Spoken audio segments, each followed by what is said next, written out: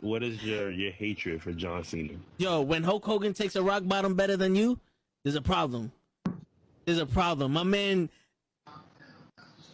All right, so give me the camera. One rock bottom. Yo, no, it's more than that. Show, give me the camera. I got the fucking camera. Kenny, I'm gonna have to do it for you. I'm gonna give you the whole spiel. He came out as a prototype. Whatever. You know, he slaps Kurt Angle. Ruthless aggression. I'm not into that. Whatever. He comes out as a rapper. I'm like, okay, all right, I can dig it. You know, he's from Boston, so that's a strike. You know, us New Yorkers, we don't fuck with Boston too much, but you know what?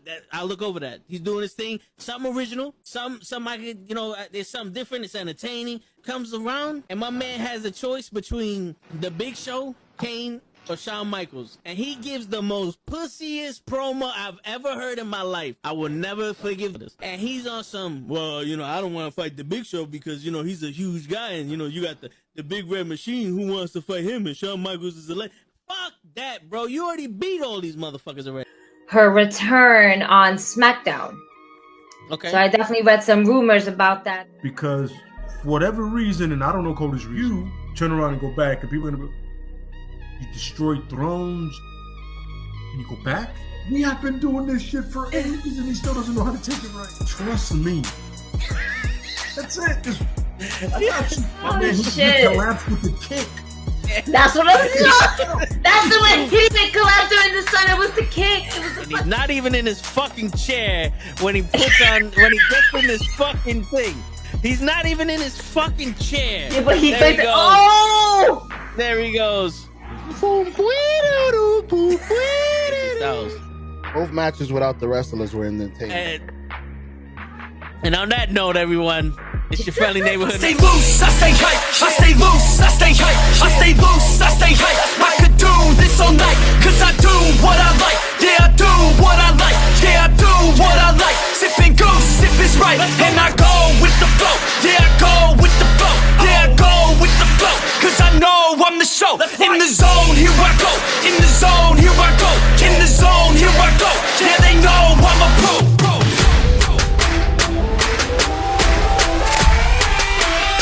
Let's go, let's go!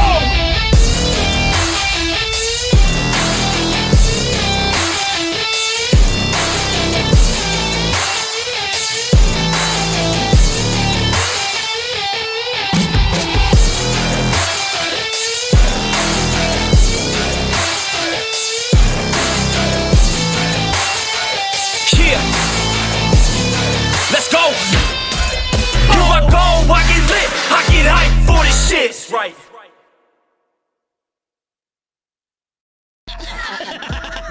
Word. He be like, I got a left elbow and a right elbow. I can break your face with an any elbow. Make sure that you get elbowed in your elbow with an elbow. Got the arm bar, get the phone ball, get around with the bomb with the bomb ball.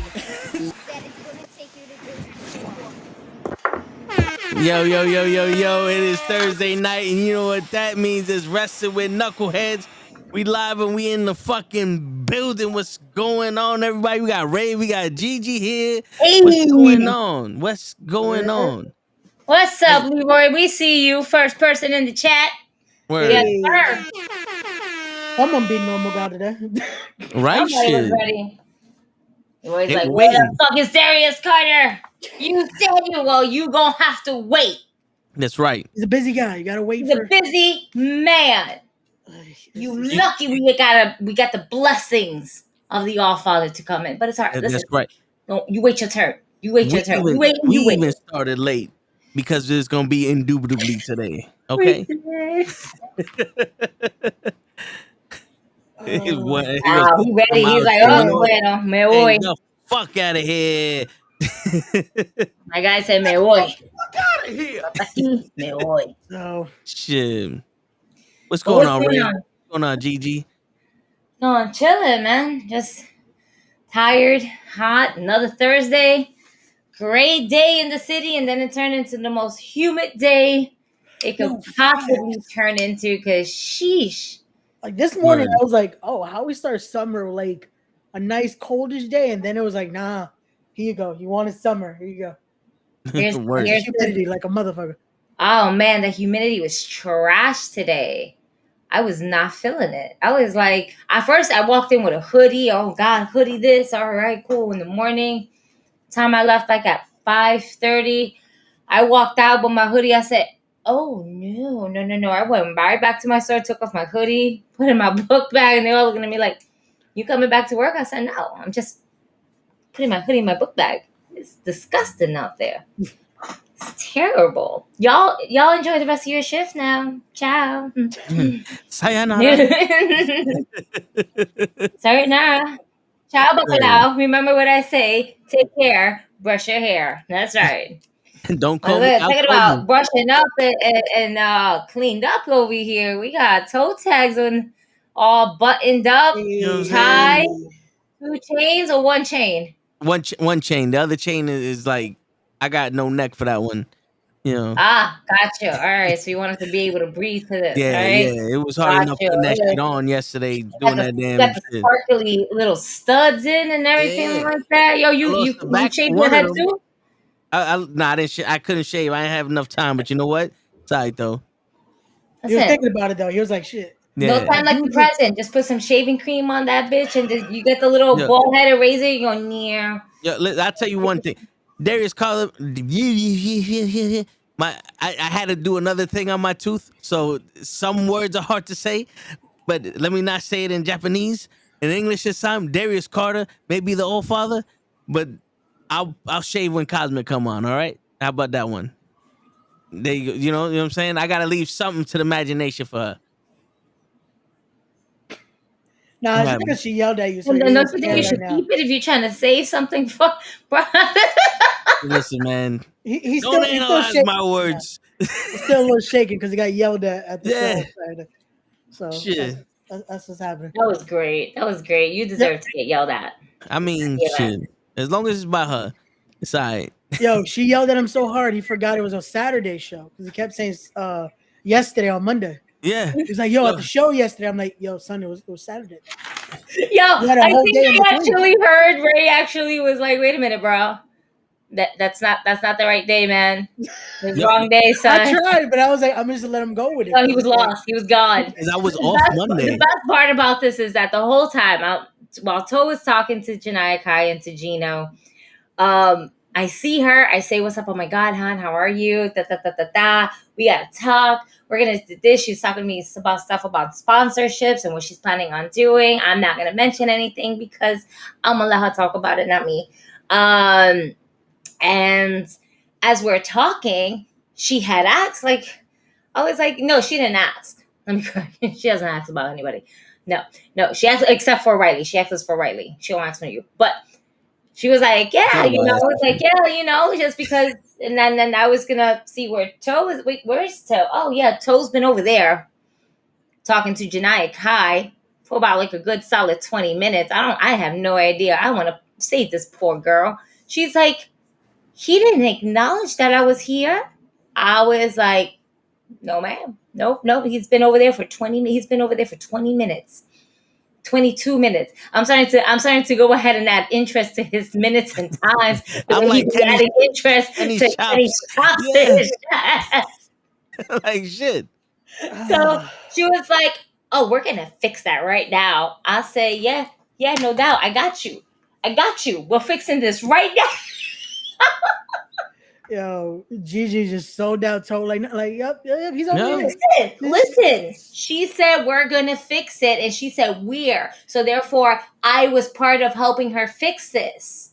Because nothing's ever. We don't know if anything's the truth unless we catch it on video camera. So I was just doing my part of the job. I was working. Remember how you said you was? I was working. I was working too.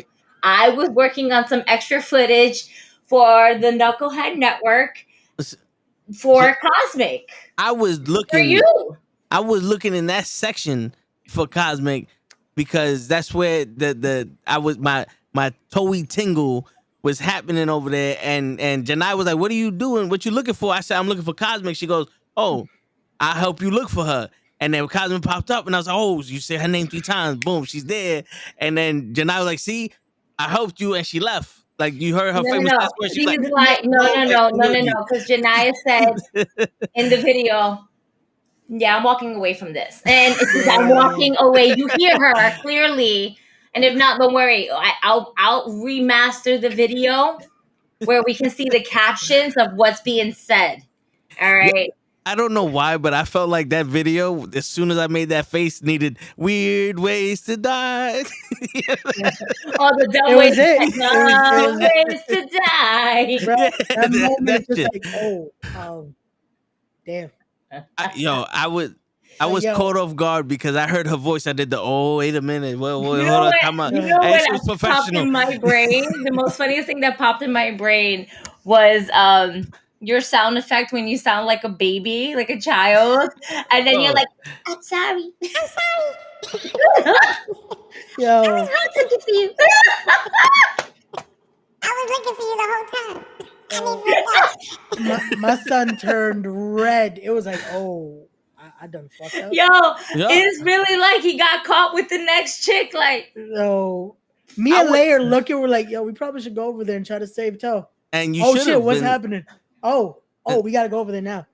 And then I get pushed. What the fuck? Because Toe? no one did nothing. That's fucked up. Tell how Y'all I get didn't. pushed. Y'all did push nothing. everybody away. And Bullshit, the man. first person he put, Ray, get away from me. Like, You're the closest one. I'm not gonna push deny because I like my life. No, you took a step Yeah. to get to Ray. Okay, Yeah. he wasn't the closest one. I was like, look at him, man. No, you fucked up, son, because I got a message from Auntie. She not too happy. Yo, listen, you know something? I got a She's not message too from happy. I got a message from Auntie too, and it was laughter. Okay, it was. She she didn't was, give me laughter. She was like, you got X amount of days to live, but you know something, yo? We're not gonna talk about that. Hey man, yo, listen, it was an honor to get yelled at by Cosmic. It was just, it was strictly professional between me and Janai. I'm telling you now. I thought about putting a post up, but I was like, let me not dig myself any deeper. That's smart. So- That's probably the smartest decision you Yeah. have ever made for yourself Yep. and Yeah. for the team. And for the team. Yeah. Especially for the team, because we're gonna start needing permission slips from your brother soon. Like, bro, Listen, is he allowed to go out today? You guys set me up. I was frozen. I was in there doing my thing. I was setting up dates. I was like Paul Heyman, the wise man, Yeah. just going up there. You know what it was? You know what it was? It And was then the blue boom. guys. It was the blue guys. Yeah. They got him was jumping. glad I He was got him like, fucked he up. was ready. All He I- was good. all He was I like, heard was- yeah. All I heard was, The boom. excuse me, and my brain said, you know who I am? You know who I am? You're talking to me? I'm so I felt like Bruce Leroy or some. Lord Charles said it was nice to meet me, but it was like Cosmic said she knows who I am. She admitted to the public that she knew me. I'm wearing her down, Gigi. I'm wearing her down. Yo, you're just digging your hole worse, bro. What are you doing? Man. Hey, This listen, is man. more evidence for her to just yell at you again. Yo, when I grew up, that was love. That's how love was shown. So, I'm just saying, I'm not saying she's in love, but we close. I mean, on my side, it's close. And, we reflecting. So, today we got Darius Carter on the show. He's coming. He's going to be here a little late. He's not running showtime, but he's going to be on time when the show starts. Yo, even Show said, nah, Darius not here. I'm out. I'll be back when Darius Yeah, is he was like, Where fuck it. Joe did show up, and then he bounced out. Word. Show was like, nah, I'm not here for y'all. I'm early. Nah, Darius not here. I'm out. Word. And it's good, too, because I didn't have to kick him out when Darius came. Yo, where Kenny at? How I Kenny don't not know. show up for this? This is some bullshit. Yo, Well, See? first, where the fuck? Wait, hold on. Where the fuck was Lay, Hutch, Krills, and Show when I was getting yelled at? well, me and Lay had a nice conversation. Then we decided to come through. And no one helped me. If the shoe was on the other foot, I'd have jumped in that motherfucker. I would have been like, wait a minute. I lost my contact. I think Show was with Krills or talking to Krills. No, Yeah. Show was like, oh, let me record this in pitch blackness with no sound. Because the video I got was like all you saw was a blue shirt and a little green hair and just wah, wah, wah, wah, wah, wah, wah, wah, wah. I'm like, wow, I can't even get my side of the story out. You know what I'm saying? What do you mean your side of the story? I'm Your about side of the story was when I caught it right then and there. Hey there, friend. I'm about to dub it and be like, there you go, Cosmic. We was looking for you, right, Janai? Yeah, we was looking for you this whole time. See, we found you. How you doing, Cosmic? I'm doing good. You know what I'm saying? Like that's how I'd have dubbed it. And You then were, everybody you was were like, better that's off the using story. Gino as an alibi than Janaya Kai, because Janaya Kai might be like, nah, we weren't even looking at her for all. What were you talking about? Yeah. Yeah, Gino, on the other hand, he would have backed you up 100%. Like, oh yeah, for sure. Oh no, They were looking for you up on the first floor, on the second floor. Couldn't find you. Did you see Gino's face? The minute that was Gino did the nope. I'm out. Yo, this Gino knows he's not. He wasn't messing with. He wasn't gonna mess with Cosmic. He's like, I'm not staying around for this massacre. Yeah. Nope. Because if he dies and they start asking me questions, I don't know shit.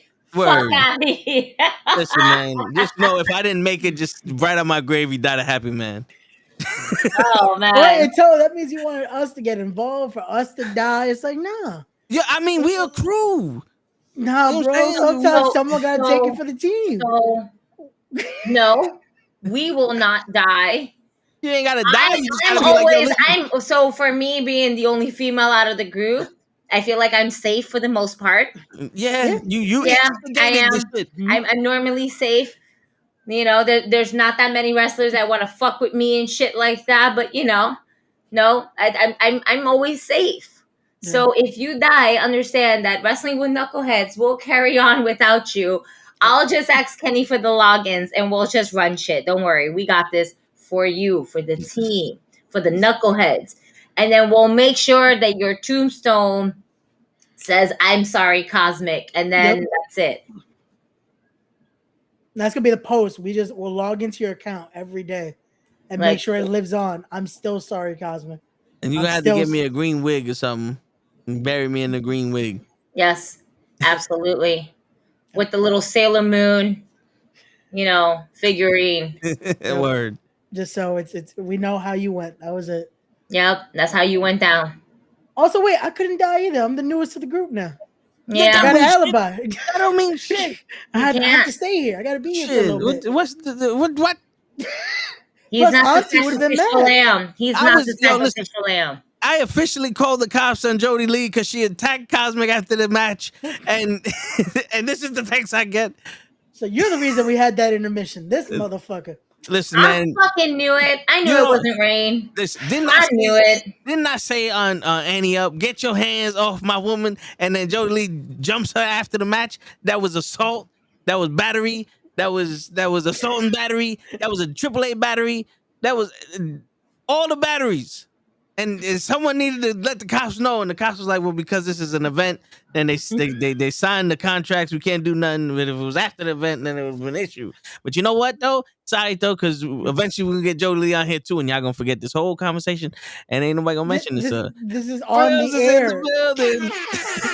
I feel like Toe forgets how a podcast works. Like he's just self-incriminating. At 9:24 p.m. Prills entered the chat. 22nd, Jordy Lee clip. Got it. I am high on pills. There was a dentist, and something happened. That was I was at the and it was a dentist. I saw shiny tools, and I was like, "Cool!" And then they hit me with laughing gas, and I was laughing. Your mummy means your mummy. Oh my god! All right. Yo, even Chris is asking for Darius. I'm about to say, while we're waiting for Darius Carter, do you guys want to go ahead and review anything of wrestling that has happened, either with the Bloodline, with Battle Club Pro that we just had? There's just so many things with wrestling in general. There's news about Carlito, basically making his big comeback to WWE. In Madison Square Garden, right? July 7th. Yep. Yeah. Which I know Darius is gonna have to have something to say about that because he was supposed to face him the day after. He was supposed to face him on July 8th. So I know Darius is really gonna have some thoughts about this because he was supposed to defend his championship against him. So yeah. Wow. Gigi making sure she has the note ready. Notes. How do you feel about Carlito? That's it. That's the question. Wow. I'm not writing this shit down. I write shit down. I can't do that on my phone. Why? Because I will ignore it on my phone. Yeah. If I see it on a piece of paper and pen, it will stick with me. Yeah. On my phone, I just dismiss all my notifications. I don't fucking care. It's like, oh, too many. No, I will not shop against Fashion Nova. Leave me alone. No, WWE, I don't care about your 25% off. Buy one, get one. I'll leave that one open. Facebook, fuck Facebook. Word. See, it's a group chat. Someone you have to poked wait. you. What? Yo, somebody actually sent me a poke. I was like, we're still doing that? In 2023? That's a thing still? I guess so. Somebody, it said somebody pokes you. It's like, who the fuck? Who does that? That's worse than when they say deer. That's how you know it's a scam. Instantly. They dude. use the word deer in a fucking sentence. Nah. Yo, this woman hits me up. I look at her profile. I'm like, okay, she looks like some kind of model. It says some shit about podcasting on the thing. I said, hey, how you doing? And then, what's your name? And purposely, I put toe tags. Because usually people are like, no, what's your real name?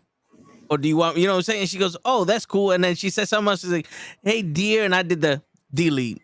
Said, you're a fucking bot, or you one of them fucking, you from South Africa trying to be a fucking Swedish woman or some shit. I don't know what the fuck. I got hit up today with, hey, Gigi, do you want extra followers? $10 gets you one this. $20 gets you that. And I was like, no, we're not doing that. I'm not doing this dumb shit. And why would I even try to buy followers? I like my shit to be grown organically. There's already bots that are following me organically. All right. I don't need a random 1,000 fucking people following me with a fucking profile account that was just made 2 hours ago. Yeah. Yo, bots are liking my stories. They're liking the shit out of my stories. Porn stars are like, that shit. Yeah. Like, I open my story and I'm like, yo, why I got so many likes on this? Then I look, bot account, bot account, porn bot account. Chatterbait. It's like, the fuck? Yo, that fucking video I did yesterday, that reel I did of fucking Pena. Yeah. All of it was just bot account. I was like, yo, you know what? You know the biggest post I have that the female bot accounts love is the one I put up of Jorge Santi. Every time I get a bot account or a cam girl, it's always they like Jorge Santi's post that I put up. And I mean, he is the inner city king. Yeah, I was like, like even though they're bots, it's like they gotta like, type. I hear that. They saw the word king. Oh, who's the king? Is he royalty? Yeah, then I get that. Send this video to this account. We'll post it after you. I love those. I love those. Send this to this account after you. Yeah, you first. I'm not sending shit to nothing. Yeah, it's like, leave me alone. How about that one? Just like, subscribe, and go fuck yourself. Shit. Oh man. But yo, Forbidden Door is Sunday. Yo, which that one snuck up on me. I didn't realize how close we were getting to Forbidden Door until the cards started stacking up rapidly. Like, I don't know if you guys know, I think it's about it's 10 matches, including the buy-in. Yeah, that they announced last night, which it's a stacked card though. Like, there's no sleeper match. Like, this whole card. It is. We're not going to be done with this pay-per-view until Tuesday night right before NXT, so that way we can go into Wednesday into Dynamite. That's exactly. We are spending the whole weekend and a few days with Tony Khan. Yep. No word. Legit. We're gonna be live and still like, okay, hold on, y'all. We gotta still watch this match. Right. Yo. We're gonna end up doing a watch along on Wrestling with Knuckleheads next week because Forbidden Door is still gonna be running. Yep. By that point, maybe then we'll get that trios match with Sting, Darby, and whoever's the mystery partner. We'll be there like, okay, they're about to get in the ring. Let's find out who this mystery partner is. Who do you think that is the mystery partner is going to be? Rumor is Shingo, just because of them teaming up last year. So I wouldn't be surprised if it's Shingo again. Okay.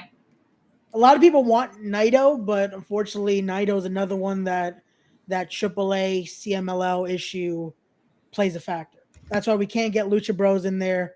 We can't get Andrade in there. I'm surprised we didn't get Rush because Rush is free. He's a free agent now, but we get no Rush either. Goldberg. Fuck you know, bro. No, the fucked up thing is, so many people are saying that.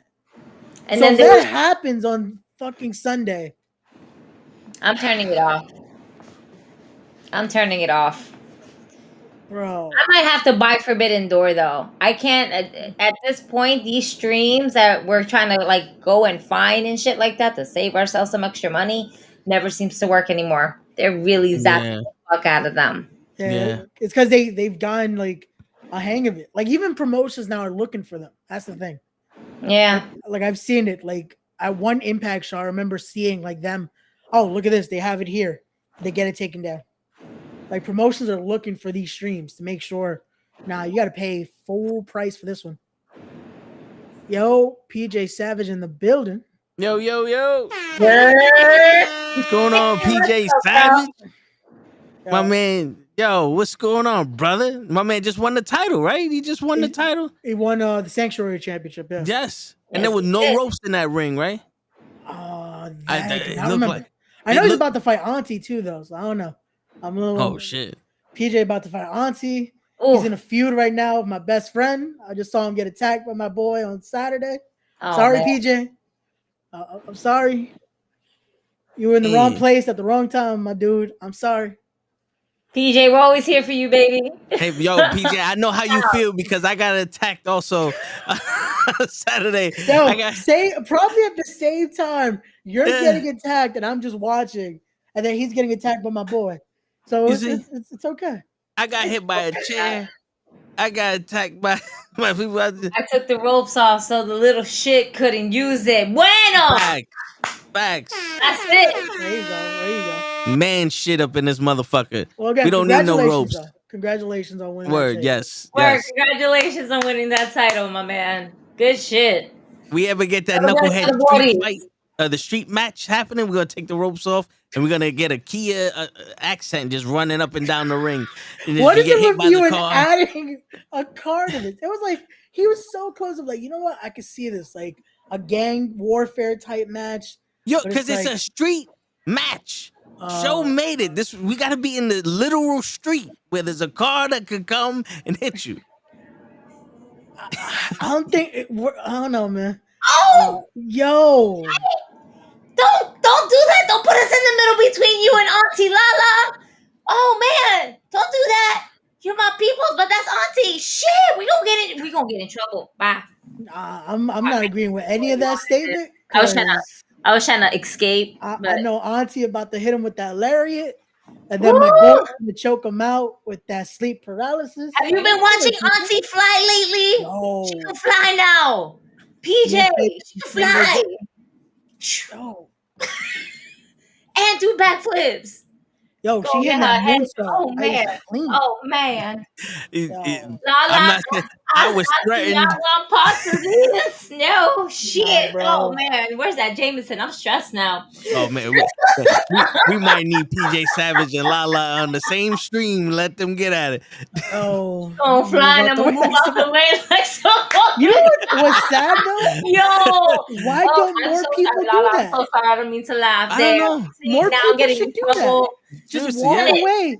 Like usually you're able to see it. Like just walk away. No, but I do gotta admit that move, like just walking away the way Samoa Joe does it, is really fucking Yeah, great. he do that shit He looks smooth. like he's about to get it, like, nah, fuck this guy. It's great. Yo. And then the face that he puts onto it is just fucking did that. I just did that this week. Damn, PJ just letting people. I do that every right day now. with my customers. They come up to me and be like this. Yeah, nah. Oh, Yo, Call customer care. Fuck off. Leave me alone. yo. That doesn't sound like a me problem. That sounds like a you problem. Oh, man. Ladies and gentlemen, go ahead and check out our boy PJ Savage's IG page as he just went ahead and moved out the way. Yo. Like Samoa Joe when somebody was flying to him. No, that's gonna be a good match next week. Him and Lala's gonna be good. Like, I had Barton on yesterday. We promoted that whole show, and like they have a nice card for that versus show. IFC versus Super Kick. And that's gonna be in Jersey? Yeah, it's gonna be at Ridgefield Park next Friday. Oh wait, no, following Friday. My bad. Too many shows. The floor hard as shit. Damn. Oh my god! Yo, the fact that he he keeps calling her princess. Auntie is pissed already. Oh man. I feel like we're in trouble and we didn't even do nothing. Like, now you know how me and Kenny felt when all we did was say we was gonna put right through a table, and next thing you know, you don't say stupid shit like that. You don't say shit like that. And then you pushed me. Again, you already on. You know what's the problem? Sometimes you don't know when to stop, bro. You had her. You had her at Amateur Lithic, all right? If you were good. You know, you had her there, and then you lost her when you said you was gonna drag this man. Oh my god. We gotta lay in the building. Oh shit. Oh shit. The man has returned. The man. Yo, you know what it is? It's because the legend. We're Where's getting your up on candy? Yeah, that's what it is. That's the only backup I got, PJ. Lay is the only backup I got. And Lay was like, "Nah, I gotta come in for the hot tag." Yes. That's it. Yo, he's good. If Ruthless Lala could pin PJ Savage, then he would not call her princess no more. But wait a minute, guys.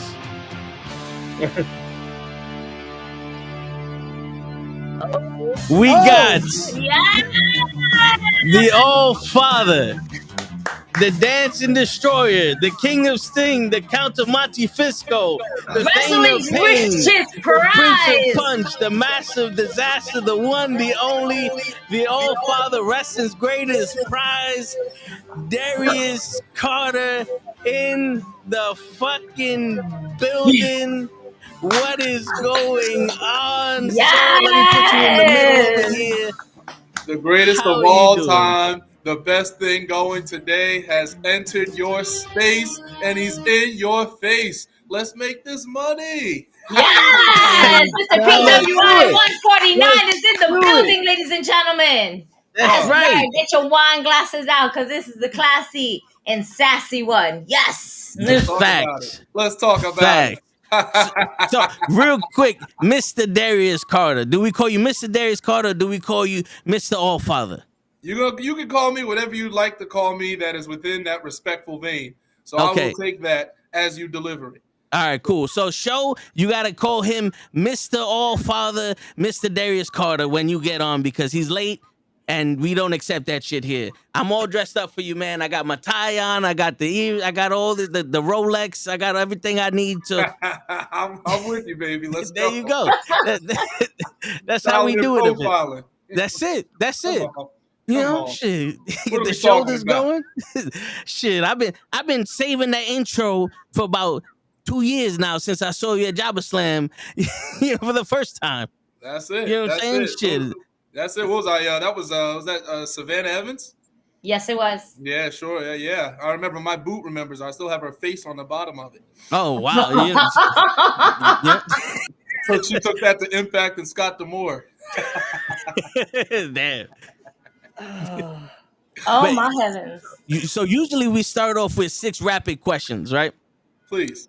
All right. So I wrote down a little bit more than 6. Just in case some of them won't hit hard, you just keep quiet. I'll go to another one that sounds better. I love it. All right, the first one. Let's see how old school you are. It's 7:00 on the dot. Where am I and what am I doing? Still at work, still in the office, still managing stocks and all these other things. Yeah, I'm still in the office. 7 o'clock. No, you should be in your drop top cruising the streets. I get in the streets. I'll get out by maybe 8 o'clock, something like that. Yeah, it's a long days, but it's the hustle that keeps me alive. Nah, I hear you. So, in the multiverse, are the other versions like you just as great, or do you have to give them a workout plan? Oh, they're just as great. There's probably I think Kang probably ripped off my stuff. There's probably a council of these Darius Carters out there somewhere. I'll tell you what, one thing I always say is Moff Gideon is probably a multiversal version of Darius Carter. A dream. They came to me in a dream and they told me about that. That's why I had to ask you just to, verify. You know what I'm saying? I've never seen anybody, nothing like it. I'm looking at this and I was like, it's like this, whoever wrote this, they tapped into the backstory of life or something, because the Moff Gideon is such a similar a parallel of what I would be in that universe. So that's definitely a multiversal version of Darius Carter. I hear that. Yo, were you the first man to ever rubber baby bubble bunk? Got him. All right, that's it, ladies and gentlemen. The conversation is over. Y'all have a good night. Let's say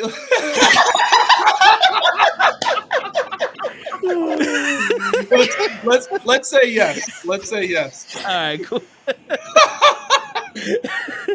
I love it. How many people thank you a day for your greatness? Not enough. Not nearly enough. It's unbelievable. Some of these people, you help them, you help them get to places, you help them get the TV, pseudo TV. Sometimes they remember you, sometimes they don't, but not enough people. I hear that. And the last question, can you trust a spot that doesn't fully cut through a sandwich? Depends. I'm going to go ahead and say, you know what? I'm going to say no. Yeah, I don't trust them either. Yeah, I'm just, if my immediate instinct isn't yes, then I'm going to go no. Nah, because it's very important. If you try to put that sandwich apart and the bottom is still together, your knives, they're bootleg. Yeah, no, that's we like neatness, we like preparedness, utensils if needed, hopefully not. But yeah, no, that doesn't fly with me. So yeah, the more I'm thinking about it, it's a no. I hear that. And there goes our 6 rapid questions. I like to break the ice. That was great. Got me with that middle one, the baby bubble gum. I strive to make sure that we're not like any other show out here. Oh, you already not. Believe me. We're 2.5 minutes in, if even that. And that was lovely. Good work. I'm gonna need you to do me a solid though. I need you to hit Darius' music one more time. We got one little surprise coming in right now. I'm gonna need you to hit his entrance music for me. That's right. We got a little surprise. Let's go.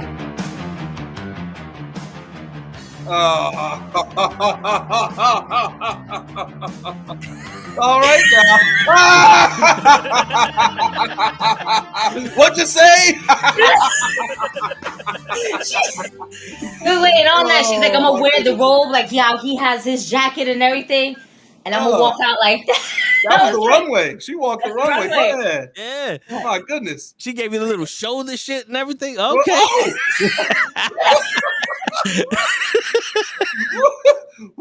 What'd you say? Oh man. That was it. Gracious. Stunting on me. That's unbelievable. I am the All-Father. You can't stunt on the All-Father. She's doing it with admiration. She's like, I'm gonna rock it like him. I got this. Before you came on, she was cursing the shit out of Toe. Yeah, man. So cute. Yeah, man. This little girl got the biggest balls I've ever seen in my life. There was some studying of a little bit of DC there, because that shoulder was so frigid. That was cold to the touch. Yep. All she needed was that mask. It'd been over at that point. I love to see it. Goodness gracious. Classmates running scared. Oh my god. Oh man, but thank you so much again, Mr. Darius Carter, for joining us on the Knucklehead Network. We are so ecstatic to have you. We've been waiting for this to happen. Man, we want to know a lot and a little bit of everything about you, what you've accomplished, what you grew up to, and everything like that. Let's start off. What got you into like being the fucking wrestler? Like this is what you were going to do for the rest of your life, and that was it. So what's funny is it all started with my great grandmother, and she was the biggest wrestling fan, and I'd see her every Sunday, and she had a rocking chair, and I'm telling you, like, kept me. I learned so much at a young age. Like she kept me. She always had these board games and things like Operation and things like my mind was always moving, but we always watched wrestling every single time I was there, and she's really what got me into it. She liked the tough guys, and she didn't like the so she wasn't about Hulk Hogan at all, but she was all about like Ric Flair and those sort of characters. So I really was young and then kind of started backwards with wrestling. So I watched those 80s types of wrestlers when I was young. Even though I was in the 90s, I was watching the 80s. So it was, I guess it kind of started there. And Ric Flair was the guy. I mean, that was just, I just knew, you know, I've never been one of those people that's, I don't consider myself so much of a dreamer. It's just kind of like, if you want something, go get it. And I just knew this is something that this world I have to be immersed in. I have to find a way in it. And that's what happened. It kind of took off.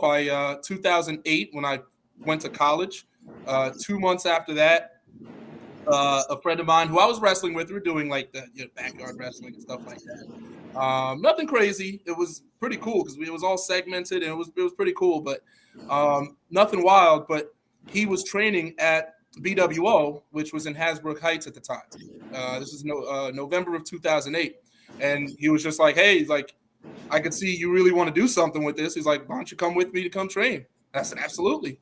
And it was as simple as that. He was actually a pro, and he was just doing some backyard stuff, you know. And he got me in, and that was it. Nice. Yeah. So it's always been part of your life, always been. That's dope. That's dope. Always had like the abuelita to kind of introduce you.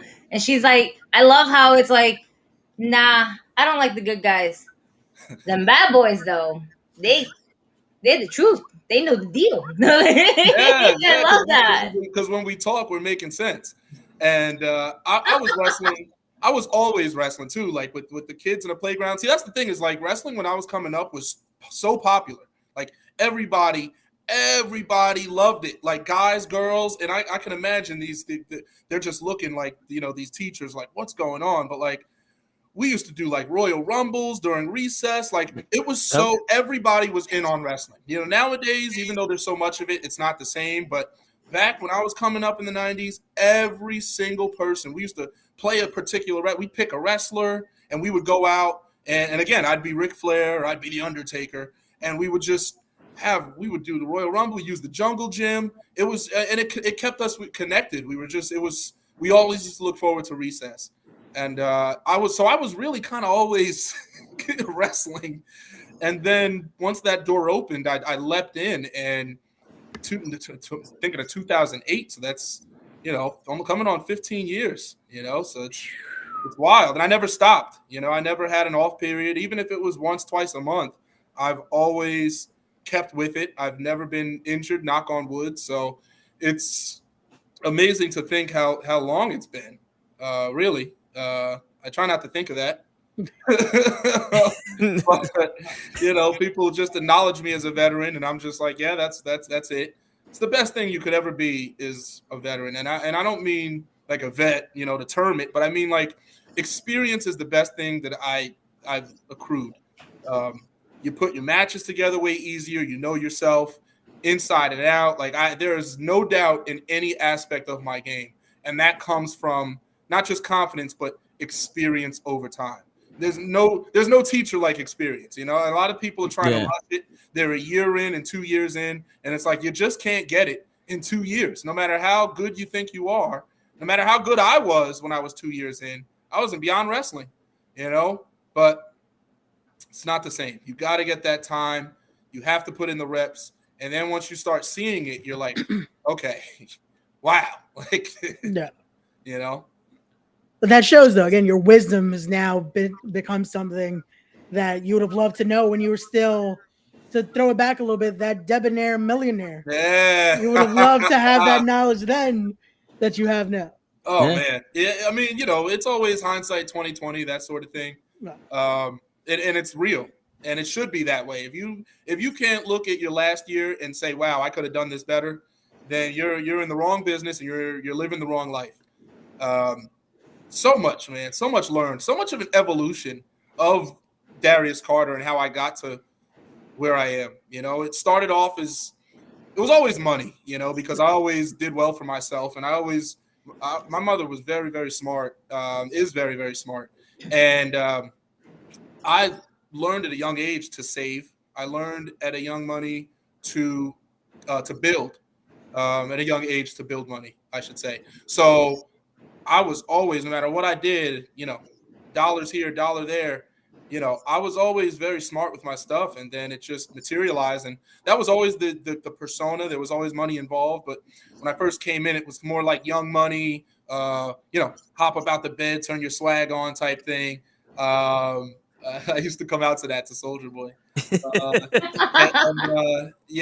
And everyone, and then it evolved into a mature wealth. It went from young money to mature wealth. And that just brought even more of the intelligence out, even more of the smarts, and it just evolved. All this has evolved. It didn't start like this, you know? Sorry about that. No, but when I first saw you, I remember Kofi Wheatston from the Dirty Heels. He's doing this and he's praising you and all that, and I'm like, yo, like the music is dope, the match is dope. You come out and you know your presence is strong, and I'm like, yo, this dude is dope.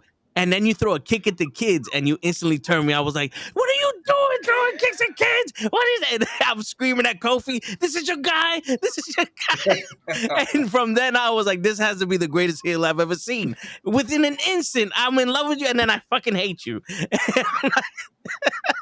I'm like, you're kicking kids now? That's what the game is, man. And it's funny because I'll watch some of my stuff back, and I'll be like, God, that guy.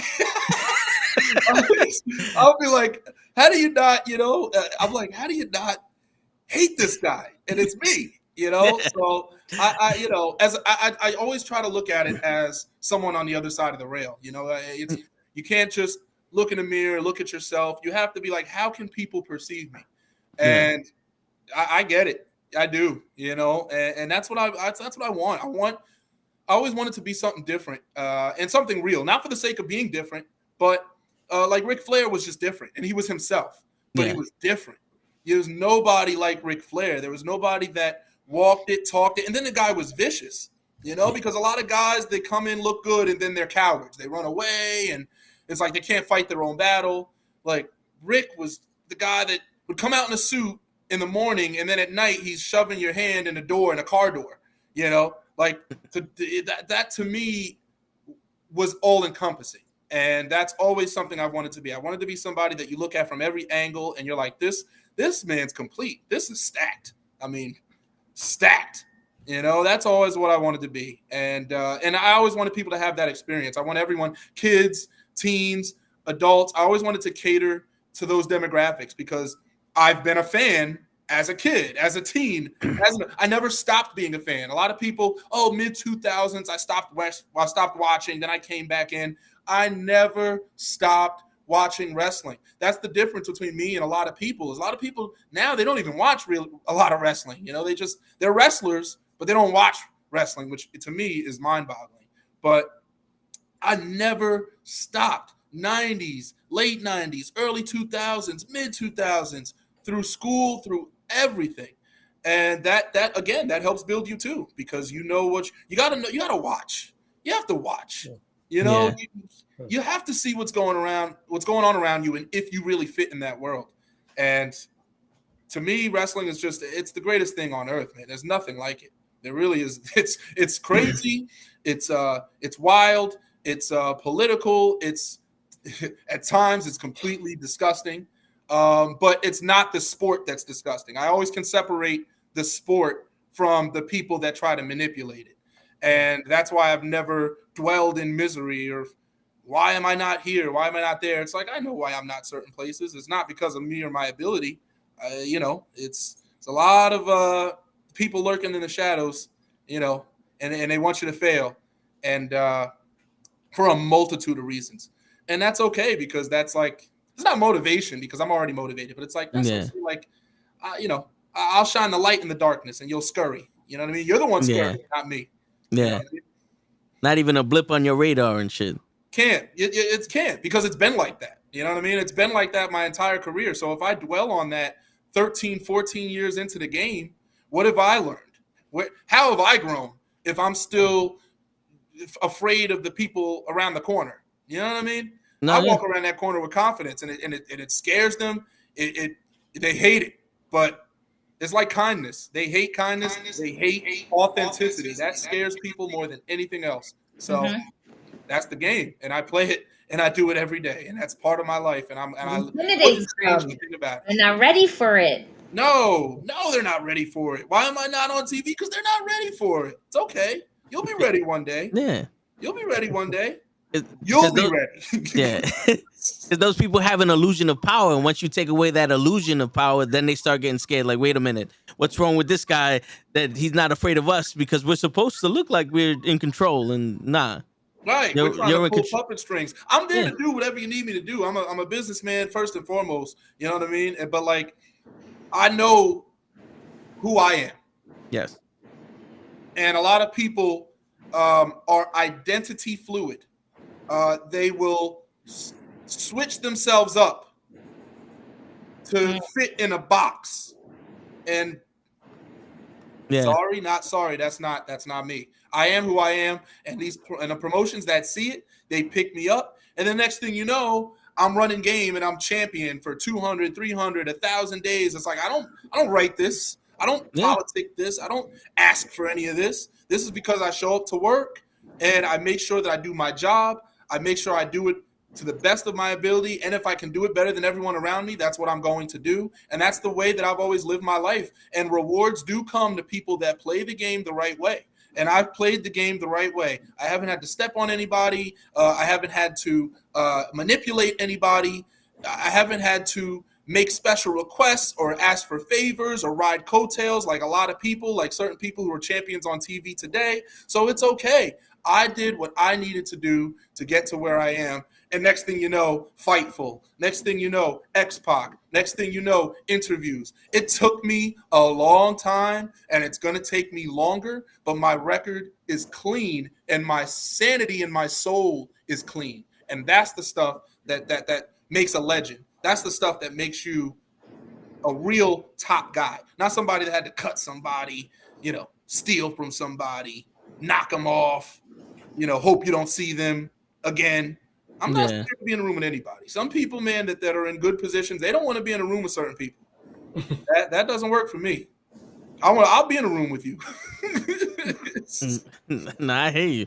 And that's the best part about you is like when you're yourself, you show us something that we never seen before. But if you're playing a character, you're trying to be someone else or you're faking it, then you're cheating us. Like there isn't another Darius Carter out there.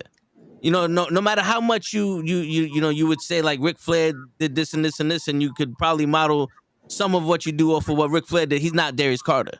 Right. You know what I'm saying? Because you put your own twist to it. You know what I'm saying? And if you was trying to be someone else, we wouldn't get this version of Darius Carter. And then, we would be cheated out of all this brilliance that we see. And I'm not trying to blow smoke up your ass. It's just, it's just something that I like to tell people. If you be yourself, that's what we appreciate. You know what I'm saying? You're different. Everybody is different from the next person. We are not all the same. All this kumbaya, communism, and socialism, that's cute on paper. Again, it's the best thing on paper, but when you put us all next to each other, we're just not the same. And there's nothing wrong with that. I wish more people embraced that. I wish more people were like, hey, look, I can be me and it can work. People don't believe in themselves, and that's why they sell their soul to a fake devil. And that doesn't work for me. My soul is intact, and that's because I am who I am. And I know, okay, look, man, I could have done this better. Oh, I might have made a mistake here. And I can look in the mirror and say that. And a lot of people can't own up to mistakes. They can't own up to errors. And it's like, look, there's all these mediums for you to learn. I mean, Dark Side of the Ring is one of my favorite things. And it's like, there's a ton of mediums for you to learn. I mean, watch promos, watch interviews, watch your favorite wrestlers talk. You know, I listen to Ric Flair, and I'll listen to a lot of that podcast and to him and to Regal. And it's like, listen, you can learn from their life. You know what I mean? Yeah. Absolutely. People don't, they just watch matches. I idolize this guy. You don't idolize that person. That person isn't idol to you because you don't listen when they speak. You know what I mean? Randy Orton, another one. I mean, that to me, when I don't care if he's wrestling or not, or injured or not, he's the best wrestler in the world today. There's just nobody that gets the finite details like him. Okay, when I'm talking about facial expressions, to movement, to body language, to impact, to emphasis, this man could hit 4 moves, and you felt every single one. You feel him slither. You feel him.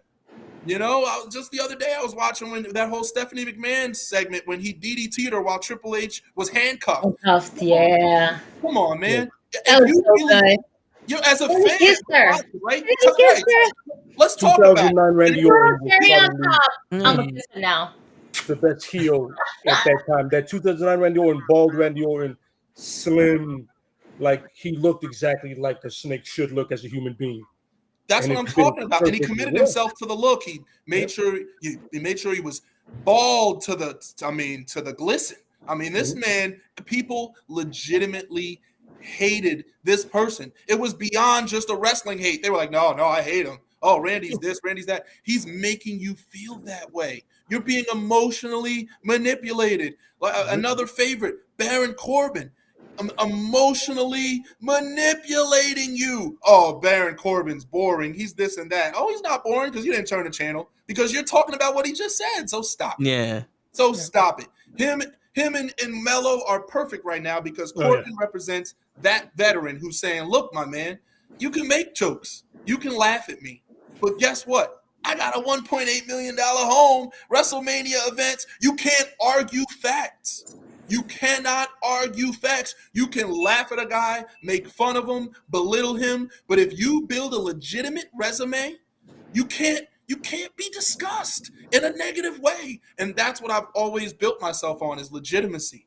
So you can't take it from me. You can not give me a spot, but that's okay because I didn't have it to begin with. You know what I mean? So I'm not mad at you for trying to keep me away from something because I'll get there. You know, maybe you get replaced. Maybe you leave. Maybe someone takes you out of the business like that Speaking Out did and took out a lot of people that were trying to prey on me, like David Starr. You don't see him anymore. So let's talk about it. You know what I mean? Legitimacy, longevity, and authenticity will always get you to where you need to be.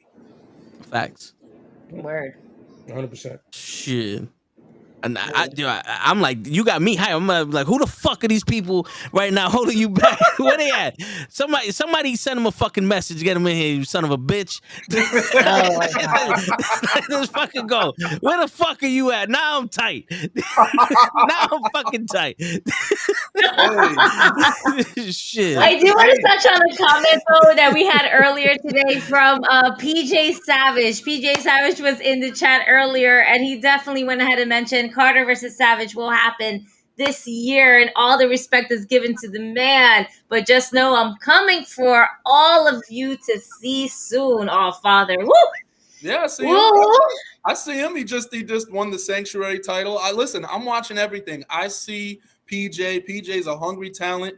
I see him cutting promos and talking, which is great because a lot of guys are afraid to talk. Mm-hmm. So I see him grinding on his own. But again, if he wants that match, he knows that I'm not going down. He's got to come up. So I'm expecting the second half of this year for these young talent to really step up, because I'm seeing it right now. I just wrestled Marcus Mathers, and we just took the roof and said, "There you go, here's a new one."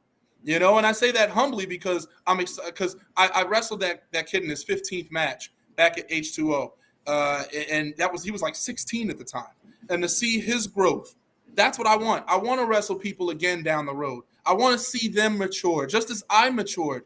That's what the business is. You think Ric Flair would wrestle Steamboat in the 70s? He was wrestling him for a decade before they touched for their grand trilogy in 1989. I mean, that's the business, guys. The best are going to wrestle the best again and again, and that's why I stick around. That's one of the best parts of being a veteran or being someone that's stuck around is I've seen people come in and grow, and then down the road, guess what? I'm wrestling them, and that's awesome. That really is just unto itself to watch people literally come into the business, mature, and then earn a match against you.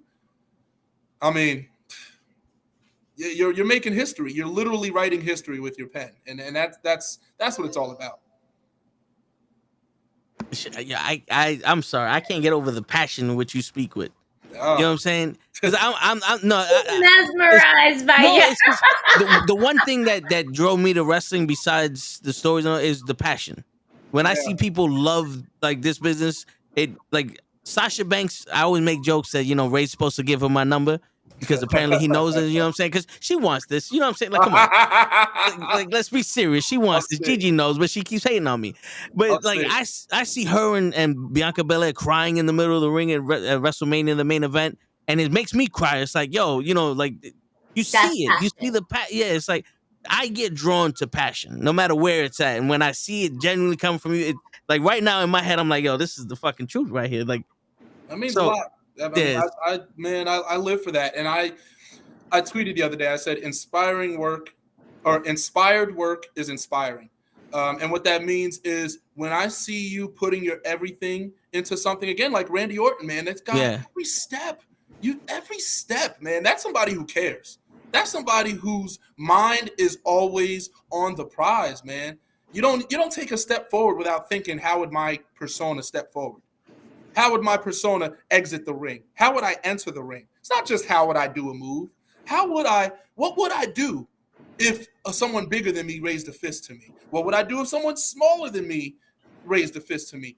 All of this matters. And man, without passion, you have nothing. You can have the gear, you can have the look, you can have the moveset, you can have the fan base, but if you don't have passion, you can't keep going. And guess what? People are going to see it in your work. People are going to see that lethargic, oh, he's picking the guy up. Oh, we're just setting up the next spot. Oh, here comes the next thing. I can't wait for the next thing.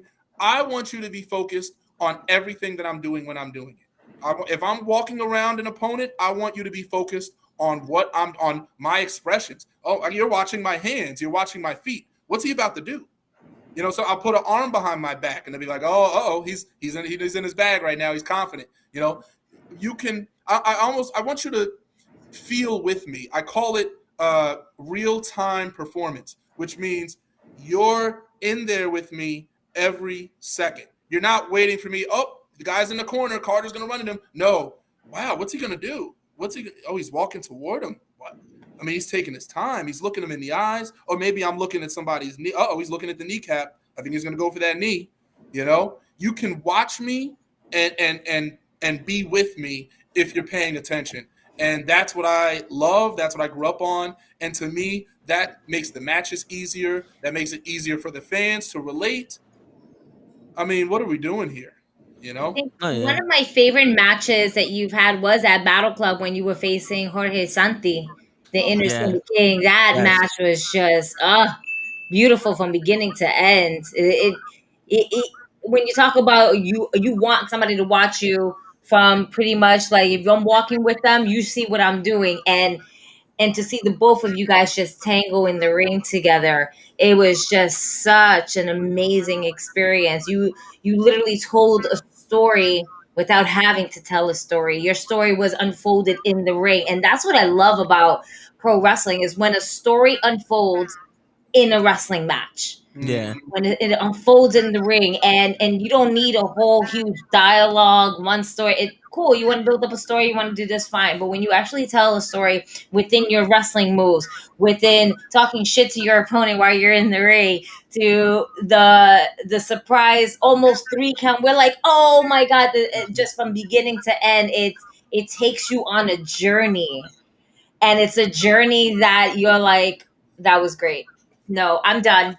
I'll see you guys. Nope, we're done here. We're good. Ciao, bacalao. That's it. that means everything. But that's what it's about. I mean, if you don't want that reaction, if you don't want people feeling that way, you're just doing it for yourself. And it's like, okay, wrestle for yourself. You know they're going to react because everyone's going to like my Yakuza. Everyone's going to like my dropkick. But you can't wrestle lethargically. And Jorge is somebody I wanted to wrestle for years. I mean, he's another OG in the game. He's another veteran in the game. There's no way we were going to waste that opportunity with each other.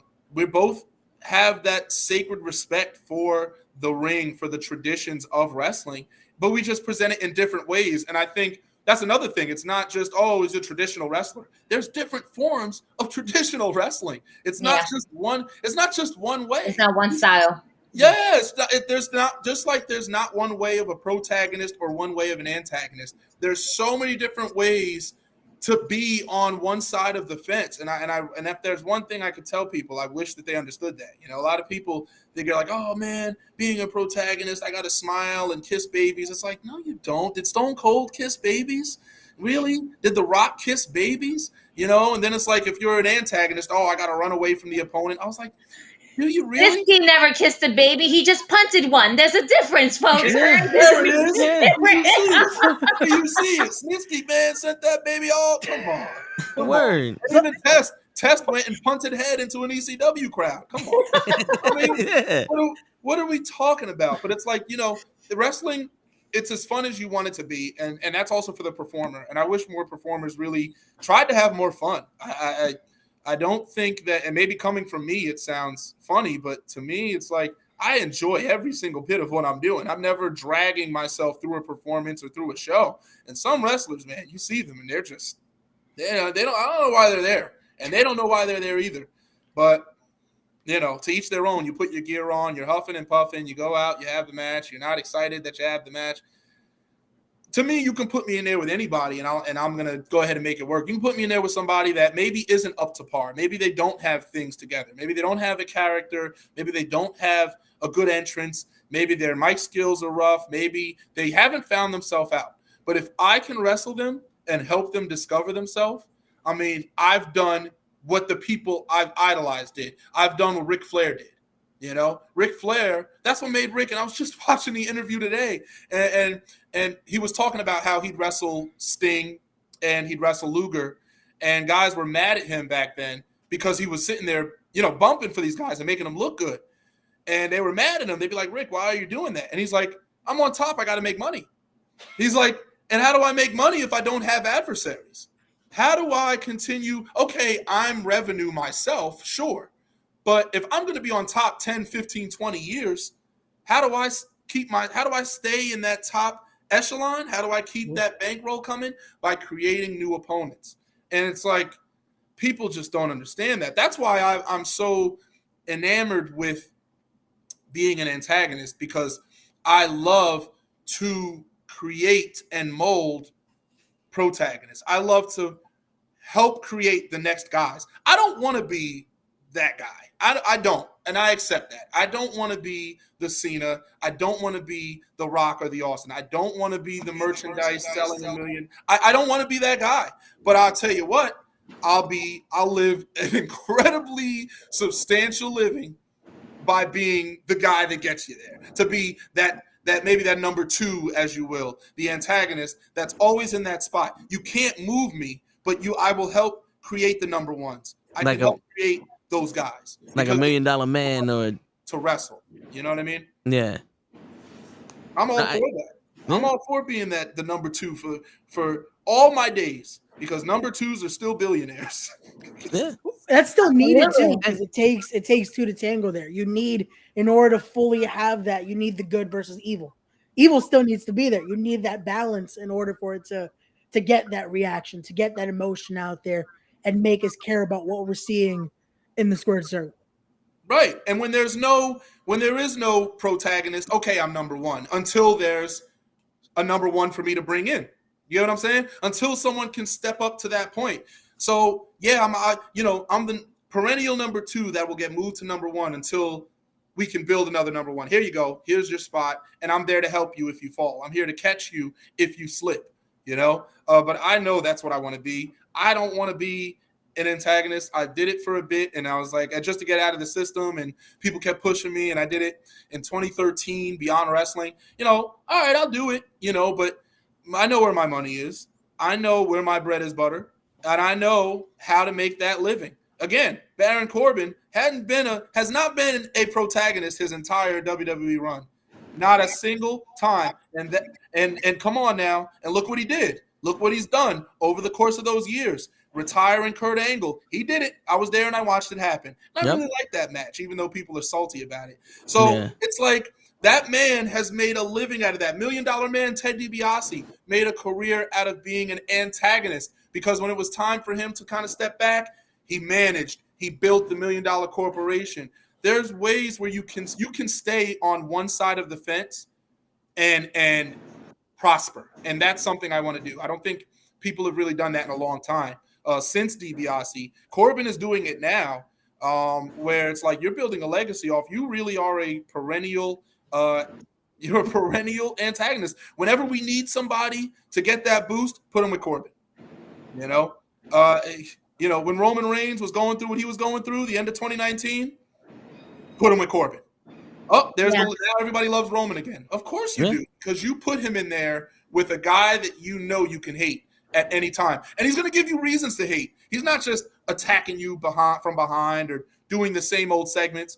He's explaining his persona to you in ways that you're just like, I just can't like this guy.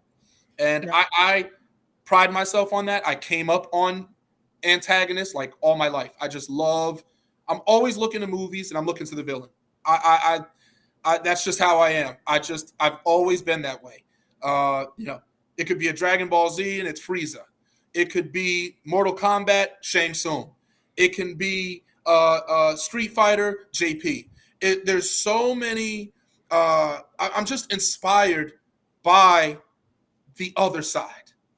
I've always been inspired by it. So hopefully I can go down in history, when it's all said and done, as the best antagonist. I mean, I want to be the best antagonist the wrestling has ever seen. And that's how I want to hang it up, man. So I want to be right there with Ric Flair and DiBiase and Corbin as guys and Randy Orton, where it's just like, wow, like this guy knew how to take your emotion, to twist it. And even though, this profession, it's this and that, it's fixed, whatever, he makes it real for me. Yeah.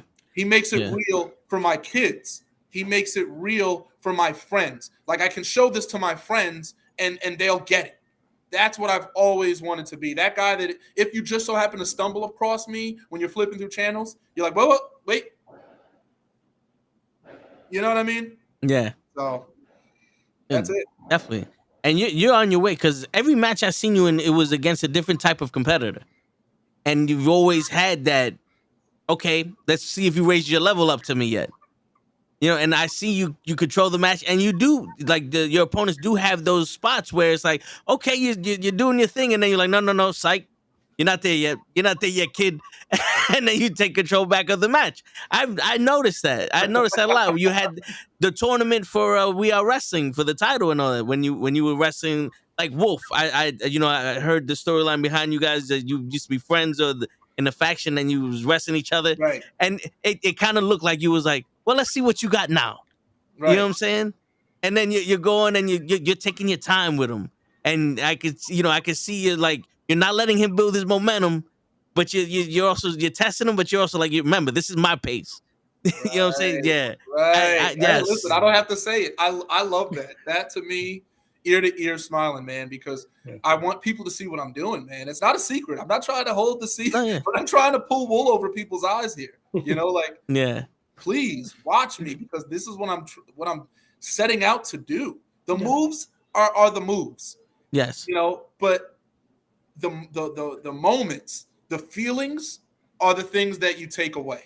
And that means a lot that people are watching that, man, because it's cool, man. It's when I see that X-Pac tweet and then everyone was jumping. My feed was blowing up. You know, and for all those times that I know and I know that there are people that are against me and don't want you they don't wish you well, but to see all that support of people just like, wow, like, hey, X-Pac, this is where he's been, you know? He's been wrestling. You know, here you go. You're all people are sending him stuff. And it's just, you know, it's like it's nice to be seen. It's nice to be recognized. It's nice to be understood because I really do put it out there to what I'm trying to do. You know, for you to break down the Isaiah match, because guess what? That's what it was. Hey, you know, it's a tournament. I have 3 matches today, you know, and I've wrestled you before, several times before. And we're going to do this in a way that makes the most sense, that is most relatable to people, because that matters more than us wanting to wrestle because we haven't wrestled in 2 years. It's not about that. Yeah. It's about we have people to perform in front of. We have a mission to accomplish, and we're going to accomplish that mission. And I'm going to make sure that you accomplish that mission with me. That's what it's about. No, I hear you. Because that's when I was a kid, I always wanted to be a wrestler, but life circumstances, you know, I didn't get a chance to. But I always watched what they were doing and how they did it and emulated it. So I would notice certain things, like back in the 80s, they would stomp when they punched, or, you know, they would do this, or they would do that, you know, like how they would break the eyes on the rope and all that. And that's what drove me. So I tell people, and I'm like, yo, I like the stories of the matches, because if you just have a match and it's okay, but when I can invest myself in a story, like Kevin Nash and Rey Mysterio, it's the big man versus the little man, but Rey was driving the point where it doesn't matter how big you are, you're going to have to, like, my heart is big enough to wrestle you. And since, you know, even though I identify as 7'3", people may have looked at me different angles and I may be shorter. So, you know, it always, you know, gave me inspiration. Like, all right, height doesn't really mean everything in every particular place. You know what I'm saying? So when I see stuff like that, like I said, that's passion also in the match without actually having to say it. So that I catch things on like that. So I appreciate it. Yeah, like when you change, those are game-changing people. Yeah. You know, again, when you talk about, oh, you know, the biggest little man, it's like, no, it's not just, okay, you say it and it sounds like a tagline, but back then, man, Rey was really, really small. And for him to look believable against guys, he was inventive. You know, he would do moves that you couldn't see coming. And it was believable because it's like, all right, well, that's how he can beat Kevin Nash. Because how many people is Kevin Nash wrestling that can do that stuff that he's doing? You know, that's how it's believable. The fans get it. They see it immediately. They see the size, we see the difference, and then we understand what comes next. Yep. That is the most beautiful part of wrestling, when you just understand. And that's why I try to bring that back, man. That AWA, NWA mentality of rough, rugged, before the bell rings, let that atmosphere sit. I mean, it can happen. You can still get it today. You can you just fine tune it to the modern times. Yeah. You don't just pick it up and drop it into 2023. You have to understand how the crowds are now. But if you don't think that stuff still works, I'm here to tell you that you're incorrect, because it does. It really does. Yeah. Definitely. And when you tweeted out that you might take some of Jania's toes with you, and then you put her in that ankle lock and started twisting her toes, I was like, come on, man, don't do that, man. Come on. But see, even that's a little... of him like messing around with her toes, and I'm like, oh, there it goes. There it is. I need to post that up soon. I gotta fix the video for a second. Oh man, but we definitely saw it. I was like, oh man, I just took them toes, and I just, yes, you did. Yes, you did. But see, even that, those are details right there. Those are the little details. And it's the smallest details that makes the biggest difference. Yeah. It really does. I do that, right? If I see someone who's formidable, again, like her or a Matt Riddle, who I also wrestled years back, 2017, why wouldn't I? And I attacked his feet too. I mean, why would I not? If you expose a body part to me, if you don't wear knee pads, what do you think? What are you inviting me to do? You know what I mean? This is Jeopardy. You know, it's clear.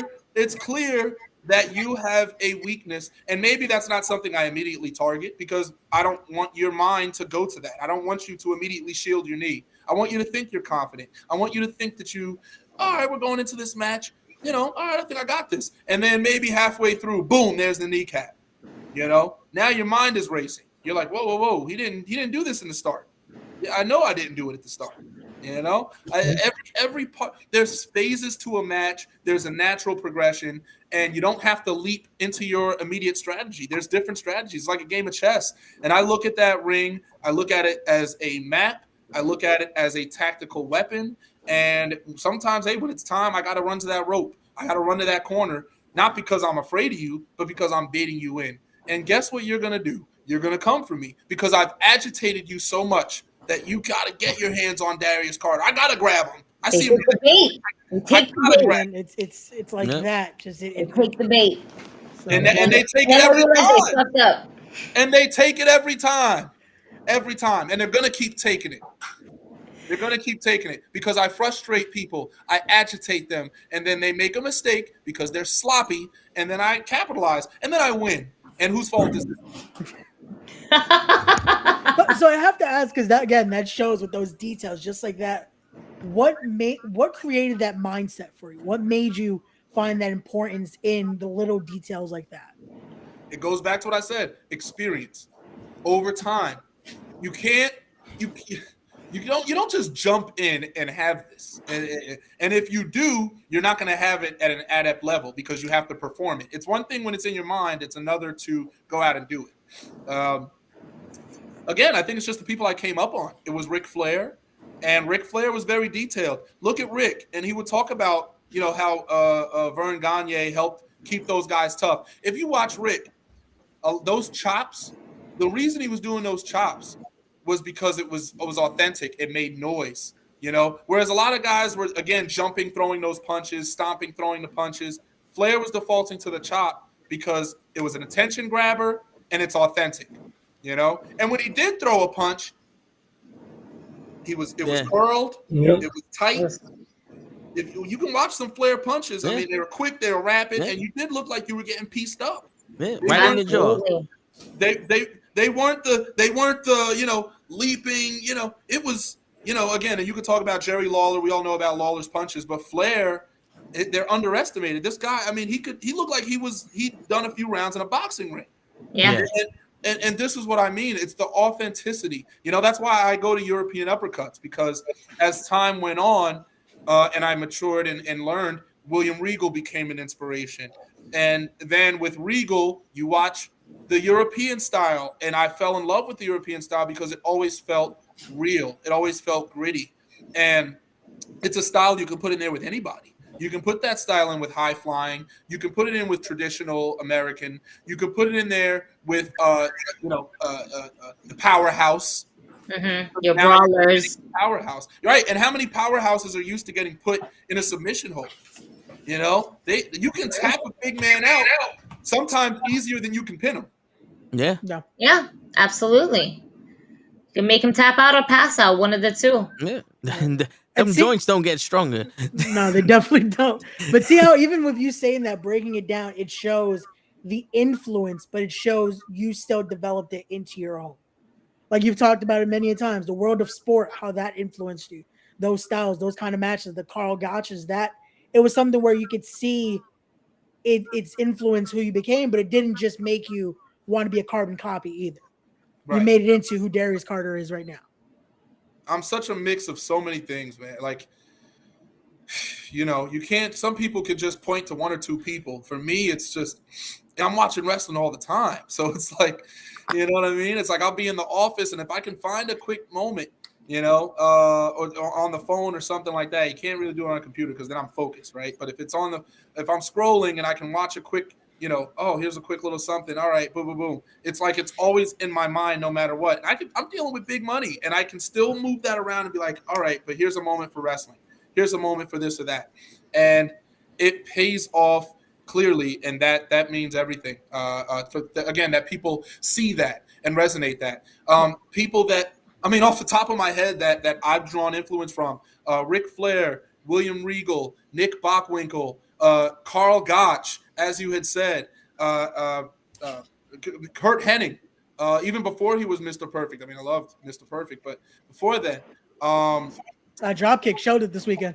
Yeah. Oh my God, yeah. It sure did.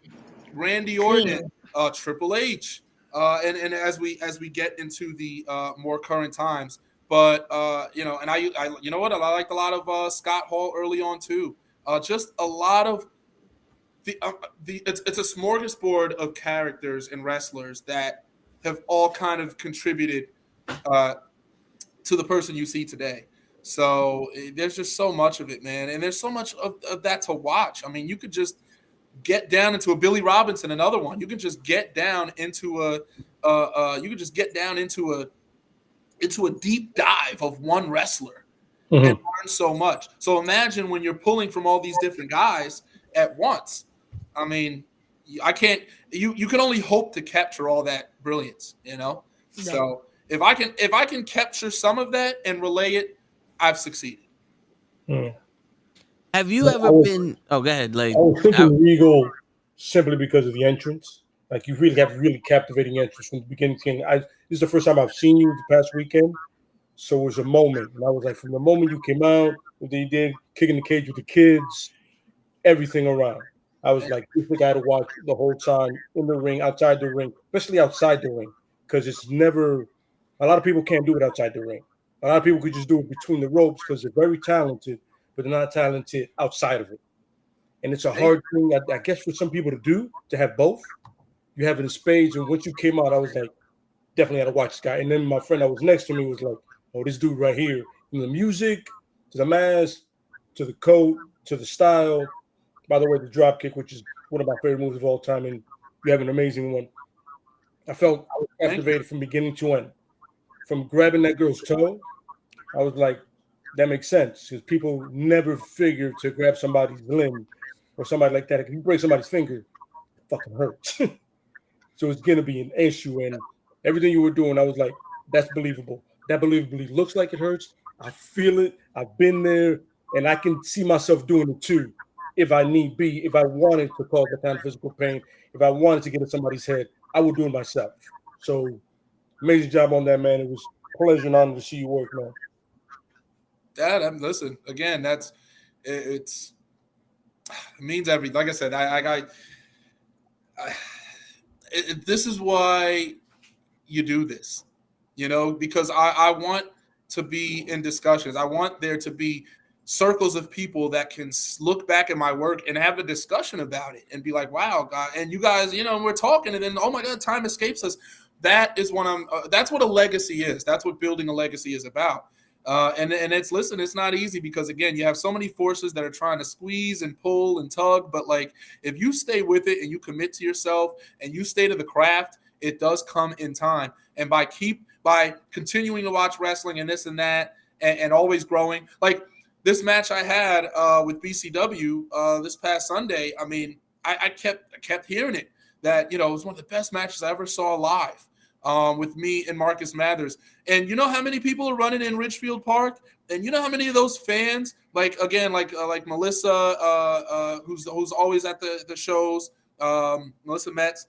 And it's like, you see Mittens and all these people there. And it's like, they're saying, you know, this is one of the best matches I've seen. Is it because of the moves? Is it because of the personas? Or is it because of everything, right? The emotion, the way you felt. And wow, I maybe I kind of got to go to the bathroom, but I can't leave. Or oh, I'm getting texted, but I got to put my phone down. Or oh man, like I got my daughter talking. No, I gotta stay. You know, I can't lose. I can't lose a moment of this. Yeah. And that's what it's about. If every single second out there is a performance, every single second is part of the show. So if I'm not doing my part, it can be seen and it can take away from the match. So that's why I'm always honed in, and that is a lot of that is Regal too. I mean, if you watch Regal's work, the guy just never stopped, man. Even if he took a moment to kind of make you laugh, did something a little cheeky, Regal never stopped grinding, pulling, twisting. It's like when do you give up? You almost wanted to give up for his opponent, and that keeps you connected to that person, even if you don't particularly like that person that much. You just don't like me, and the other person you're like, eh. But at some point, you're like, wow, like Carter's not putting this guy away. He won't. He's enjoying this too much. You know what? I'm gonna start liking that guy. Yeah. You create that emotion. I do want in him there. to win. It starts to make us want to gravitate because now it's like this guy has heart. You're building that for him in there. It's like, you know what? We did this dance. Now here you go. Now they want to see this guy go over. Yeah. Excuse me, one second. Like me, that I want to see that continuous grind of that person.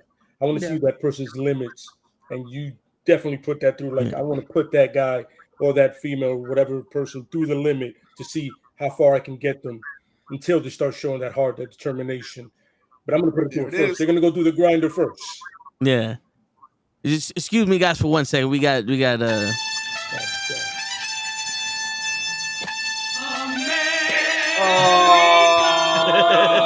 Surprise, motherfucker. Oh my God. You told me to look exquisite, astute. You told me all these fucking words I don't know. So I grabbed the suit, I grabbed the t-shirt, I grabbed one of my girls' hat. I got you, bro. What you need me for? My bad. We're looking good. Victor. Oh shit, the show is in the building. That's a shouldergeist. Shouldergeist. Oh man. Oh my goodness. In front of the Darius, in front of the 149, I am sick. Mr. 149, baby. In the building. This is why we're not surprised when he's late. Yeah, plan it all out. God. Make sure it's all set. You could be a little tardy if you're gonna show up like that. He got the hat to the side. I appreciate that. This is all for you. He's got the Bernie Mac. Oh man, I don't even match, you man. Like a king of comedy. I'm trying. I am good. I'm trying. This is good. In front of the 149 in the picture. Yes, sir. Right on top of the Miz, his favorite wrestler. Yeah, I love the Miz too. So you listen. Oh man.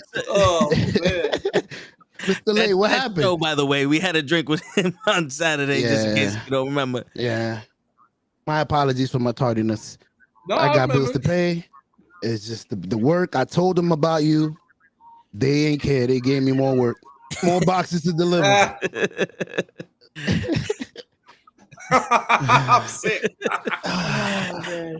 I hope these people I love it. He's going in and out looking like Static Shock. All right, hold on. Let me take my apologies. I had to show Superhero Static Shock. All right, there we go. We back. No, listen. There you go. No, I like that. I like the 149. I didn't say take it away. I had to show it. I think he want to see that more than he wants. Yeah, he was like, just keep the 149 there. Yeah, there's the picture right there. The 149. He said I look good.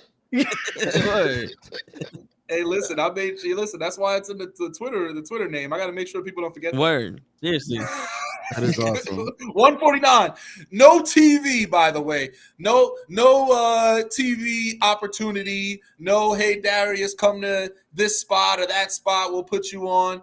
No television promotion put me on. I made it to the top 149 professional wrestlers in the world. If I never do it again, the fact that I did it, yes, and I will do it again, but the fact that I did it even once is like that's so major to me. It's not like I'm saying it to be braggadocious. I'm saying it because it's like that. How do you? This is different. Yeah. Who else has done that? Who else has broken? And I asked the question and nobody answered it. And I saw how many views it got, so it's not like people didn't see it. But like, how many people have gotten into the 150 of the PWI, the most prestigious wrestling magazine in the world? How do you get there without a TV boost, without an as seen on AEW Dark, as seen on, how do you get there? By commitment, by working hard and notoriety. I didn't ask for that. I didn't pay off anybody. You know, I made it there off of legitimacy. And that's something that, I mean, I'll take that to the grave, that I was able to make top 149 with you know, with nothing but me and my own determination. 149 and climbing. We're going to change the name. And climbing. That's Climbing. right. I look forward to this year. I don't care if I beat it by 1. Hey. But, especially with the year you've had, I feel like your number definitely is going to be even better. Because we look at the year and just Anthony Green, you look at Alex Shelley, which are victories, by the way. He's defeated all this. Yes. And he's going into, we're less than a month away, he's going to be taking on Colby Carino for a 3rd time at Catalyst Wrestling. Mm-hmm. Colby, fresh off the NWA run, was right there almost at the top. But hey, he's facing you once again on July 8th at Catalyst Wrestling. So.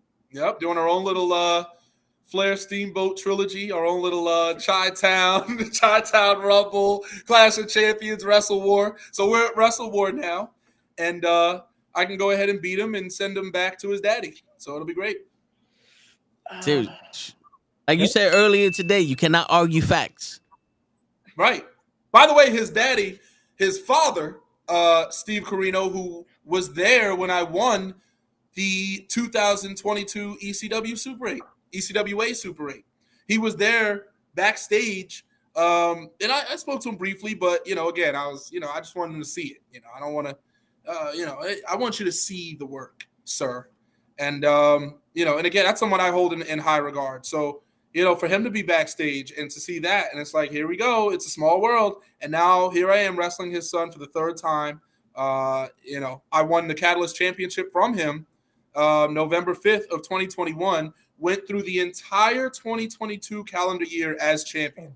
And again, I had defenses against Josh the Goods Woods, who was the Ring of Honor Pure Champion at the time.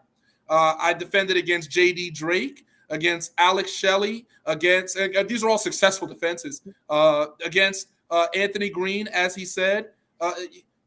This is, I mean, the work is talking. And you can try and you can try and put mud on it, but you can't put dirt on gold. It still shines. That's right. There you go. Perfect. The graphic right there. And again, it's the 3rd match here. You won that title in the 2nd of the trilogy there. And again, it sets you on that record-breaking reign.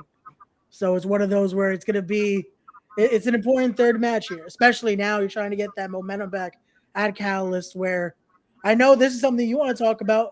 O'Shea's nowhere to be seen at this show. He isn't there on July 8th. Look at that. So look at how it works. Yeah, listen, and it's all the love in the world to O'Shea. You know what I mean? It is what it is. On a personal level, listen, him and I didn't work out with the Carter Group. I understand he wanted to do his own thing. That's really what it came down to. We can look at it as me excommunicating him, but really O'Shea just wanted to do his own thing. So be it. Go ahead and be champion, because at this point I see myself above that title. I see myself in the rarefied air that is above the championship. It's not something that a lot of people can claim. It's not something a lot of people should claim. But when you go 486 days as champion and you've defeated the likes of the people that I listed, at that point, you don't need the championship anymore. You know, at that point, your job is to be the headliner, regardless of where the champion is. You know, O'Shea doesn't need to be there. That's the position I've put Catalyst Wrestling in. They don't need O'Shea to be there. If O'Shea has another booking, go ahead and take it. It's fine. It's fine. No hard feelings, because guess what? They still have their star player. They still have Darius Carter. They still have me to pick up those pieces. And they don't need to worry about the title being attached to me and the champ. Oh, my God. Don't worry about that. O'Shea can be gone for the rest of the year, and you won't even notice, because I filled that position as the apex player of the brand. And that's what I want to do everywhere I go. Every single where I go. Of course I want to be champion. But if someone else is champion, okay, let that be your problem. I'll still be your star player. And you'll be wondering why. Oh, wow, man. Oh, that belt really was great on Darius, wasn't it? It was. Well, again, and that just follows you, though, because even that same day, you are still going to be defending a championship. On the other side is you're going to be defending that Warriors of Wrestling Heavyweight Championship. That's unfortunately, hard subject to change has been brought into that one. But I was hoping Carlito. Man. I was hoping that it was just going to be the podunk shows that Carlito was going to pull off of, because at first it seemed like it was, he was pulling off the shows from the promoters that were less than savory. So it seemed like Warriors had a chance. And then, I get the call and I was like, all right, I get it. I know when I get the call, when the phone's ringing, I know, and I see the name. Because a lot of times if I'm going to talk to the promoter, a lot of times it's texting. I usually am not on the phone with people because I'm on the phone all the time with my job, with life and everything. So if we can make it quick or a message, please, that's easier for me. I'm old school. I love to talk on the phone, but I don't always have the time. So if I get that call, I know I'm going to answer it, and I know what it's typically what it's about. So no Carlito, but we have Charlie Haas now. And, listen, I was always a big supporter of Charlie Haas. I love the world's greatest tag team. So listen, one former WWE guy who's about to go back, and then, he's out, and then I'll take Charlie Haas, and that's okay because the result wasn't going to change. Carlito wasn't taking my title. He wasn't bringing it back to San Juan, Puerto Rico. He wasn't going to get to run in on another Bad Bunny match as Warriors Wrestling, world champion. It wasn't going to happen. Carlito was never winning the belt anyway. So, I'm glad he was able to wrestle Matt Cardona, get that out of his system, and then go back to the WWE and be great because I'm a big supporter and fan of Carlito. Be great, Carlito. Be great. You don't want that Darius Carter loss on your record when you're going back to Vince. So enjoy it. And Charlie Haas now can come in, get that beautiful paycheck, and he can look up at the lights too. Listen, Shelton's my boy. Somebody's still gonna meet the bottom of your boot anyway. That's gonna be the end result. So, and that's a wrap. And that's all there is to it. Thank you for coming, Charlie. Charles, it was nice. You knew you could take the title. Stupid. Who else are you looking to just get in a match with? We got pretty much, we're already halfway done with the year, as crazy as that sounds. We have another whole half of the year. Who are you looking to possibly face? So again, I'm not a big dream match type of guy, but when I look at people that are dream moments, though, right there, you go. Speedball Mike Bailey would be nice, just because he's kind of getting everywhere, and it's like, well, how are you getting everywhere and not wrestling me? Zack Sabre Jr. I feel like that's kind of a match that I've heard people talking about. And that's one thing, too, is when you hear people, I really want this match, and you hear it for like a year, 2 years, and it doesn't happen, you're like, what are we doing here? If Zach is in my territory or they're bringing him into the tri-state area, how is he not wrestling me? It's funny. He's in the U.S., so it would make sense right now. He's going to be at Forbidden Door. I mean, why the hell not? He's literally here. Right. It's to me, some of these things are inevitable. Like, I'm saying people that I really do believe that by the end of the year I will make contact with. Those two are like right off the top of the head. I would love High-End. I would love a match with her. I've made that very clear online. That these are people that I'd like to. I mean, these world-class talent. That girl. I mean, why wouldn't I want that? I just want the best. I want the best. And if you're going around making towns, hitting territories, what, in 2023, right? What, like, how are you not? I'm at the top of this territory. You can try and pretend like I'm not. You can try and give my match to somebody else. But Zack Sabre Jr., like, if you're touching New Jersey, New York, what are we talking about here? That man needs to be in the ring with me. Timothy Thatcher, another guy, please. I definitely would. I wrestled him back in 2015, and that was a long, long time ago. Yes, Jonathan Gresham, another one. I wrestled him in 2013, 10 years ago, totally different time. Would love him. Give me Tom Lawler. I'll take it. See, you see it. You see it. You know who I should be wrestling. They just need to get paid so that they'll show up and they can take this work. They can get this work. Let's get George South up here. George South can get greased. Damn. And again, with all respect to him, a man who started in the 80s, in 1985, wrestled Ric Flair. You think I don't want to be in the ring with that man? Bring the talent. Let's go. Bring me to them. If they have to stay where they are, send me to them. I keep saying this one. I've told a few people, so it might be happening eventually. You and Martin Stone needs to happen. Martin Stone is another one. I'm a big fan of Martin Stone, Danny Burch, and NXT UK. Listen, NXT UK, you couldn't tell me anything about it. I don't care. NXT UK to me was the best 1 hour program of wrestling that we were getting outside of Lucha Underground. And Lucha Underground was a different type of wrestling, but that's another place I was dying to. And I feel like things were gonna possibly be close, and then it was season 4, and things were already kind of falling apart. Yeah, and it was such a shame because man, that was so good. It was so good to watch. It was such a refreshing moment to watch Luther on the ground. You definitely would have fit in right there, man. Perfect. It's just amazing. What they were going, you would have fit in right there. I could definitely see you in there. And I'm still watching it now because I have all these different streaming services, and if you actually have Roku, Roku has El Rey Network. Yeah. Oh shit! El Rey Network is pretty much always playing Lucha Underground. Like, so I it's probably on right now. So I was watching it a little bit earlier. So it's like that to me, that element of storytelling, that in-ring work that you were talking about, Gigi, where again we're saying like you don't always need promos. Listen, we all know Darius with a microphone, but I don't need the microphone. I don't. I can go in there and from ding ding, let's get That's right. Again, it's another like a teachable moment where you can tell the story again within the wrestling match. You don't need the promo. You can just tell the story in the wrestling match between the way 2 opponents or even 4 opponents, because that Fatal 4-Way was bomb. But we'll touch that.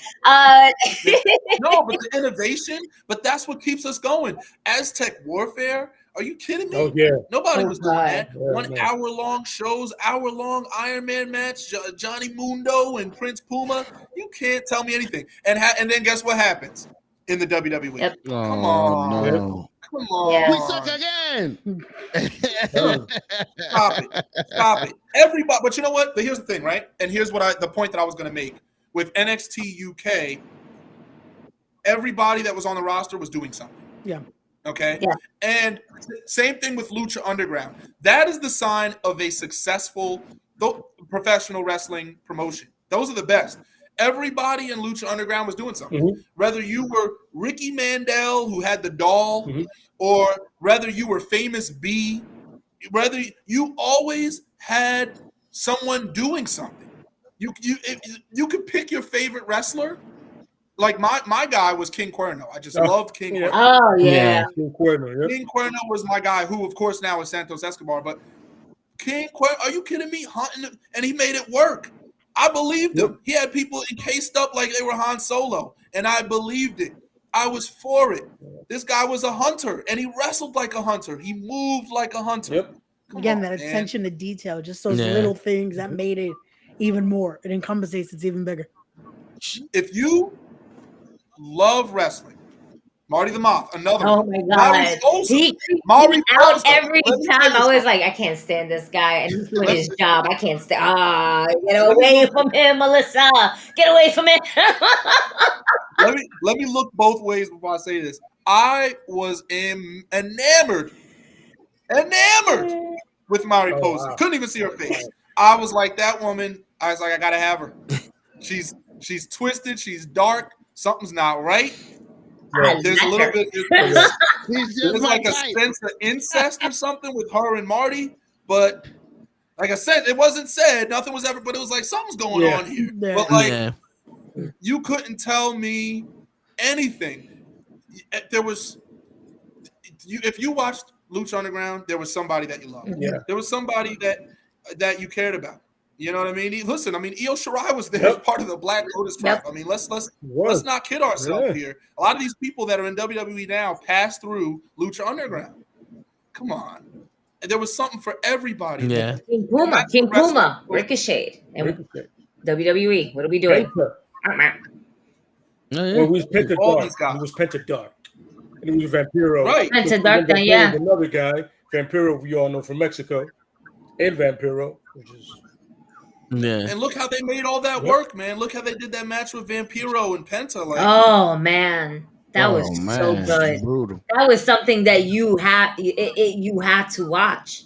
And if you haven't watched it, shame on you. Go and fucking watch it now because they made the trios titles work. The trios with Angelico jumping off that whatever the hell that was on the second floor, the balcony. Yeah. I was like, oh man, that's the one clip that consistently plays in my mind.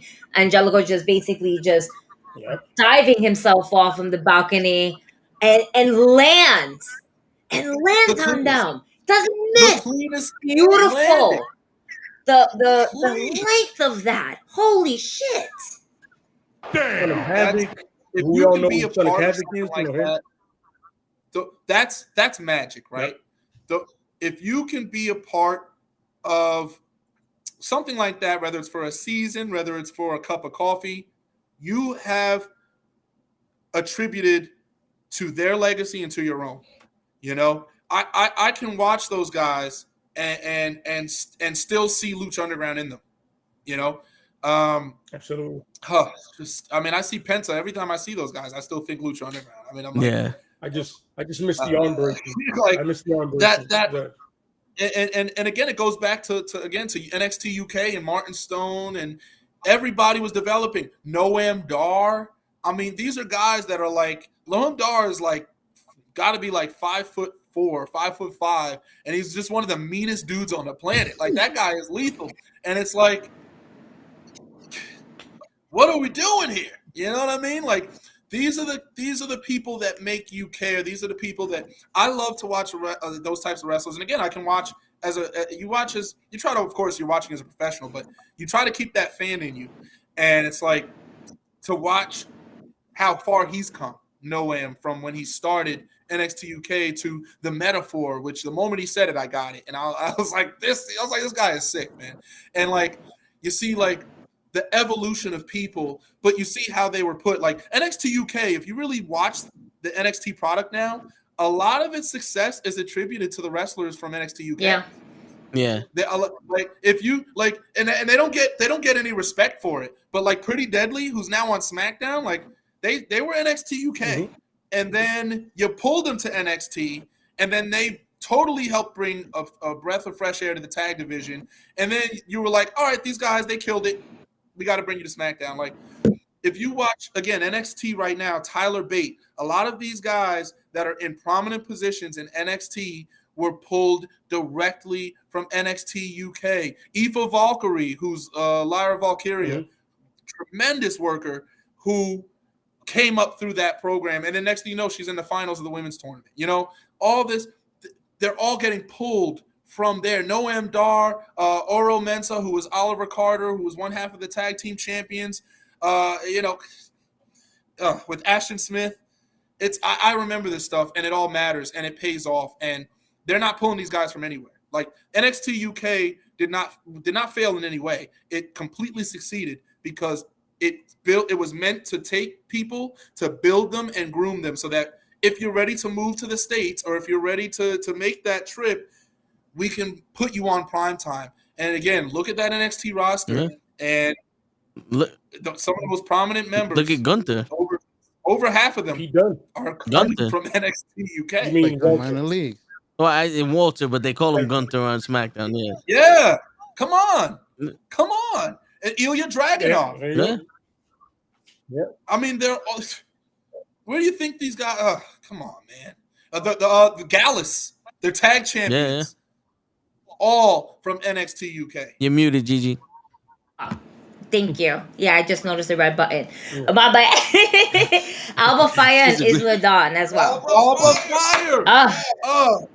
And I can't wait. And they better not fuck this up. Oh man, and I know they will. But I really need Ronda Rousey and Shayna Baszler to fucking lose because I need these other women to thrive. Shayna's my girl. You gotta be careful. Who? Ronda Rousey? Listen, I love me some Ronda Rousey, but I also feel like that championship was kind of just handed to her, right? Right. Yeah. Okay. But here's my argument, right? Now watch this. And I'm gonna get crucified for defending Ronda Rousey. You might, yeah. We was like this. But let me tell you something. You want to know a match that made me feel? Was that tag team match between her and Kurt Angle with Triple H and Stephanie. That was actually a good one. I'm not even gonna lie. That was actually pretty good. That match made me feel. If you didn't feel something when the tag was made and Ronda ran from across the ring to throw her into the ring. I mean, listen, I get it, but outside of the ring and the stuff, and it's like, oh, listen, we'll be here all day. You know what I mean? We can't even talk about Chris Benoit if we want to do that. Right? I'm always down. I mean, it's not. It's right. Make the noise. As a performer, Chris Benoit is a different story. But what he did outside of the ring. So if we want to keep it to strictly performance, for me, Ronda has had some of certain people's best matches. Nia Jax. Her and Nia Jax had some great chemistry. Her and Raquel Rodriguez have great that one was a good one. Chemistry. Yes. Okay, when she finds people that she can go with, she can go with them. Okay, I'm just saying. And listen, I mean, Shayna is the glue, right? In that respect, we all know that because Ronda is still MMA first. But Ronda does a lot for people she doesn't have to do.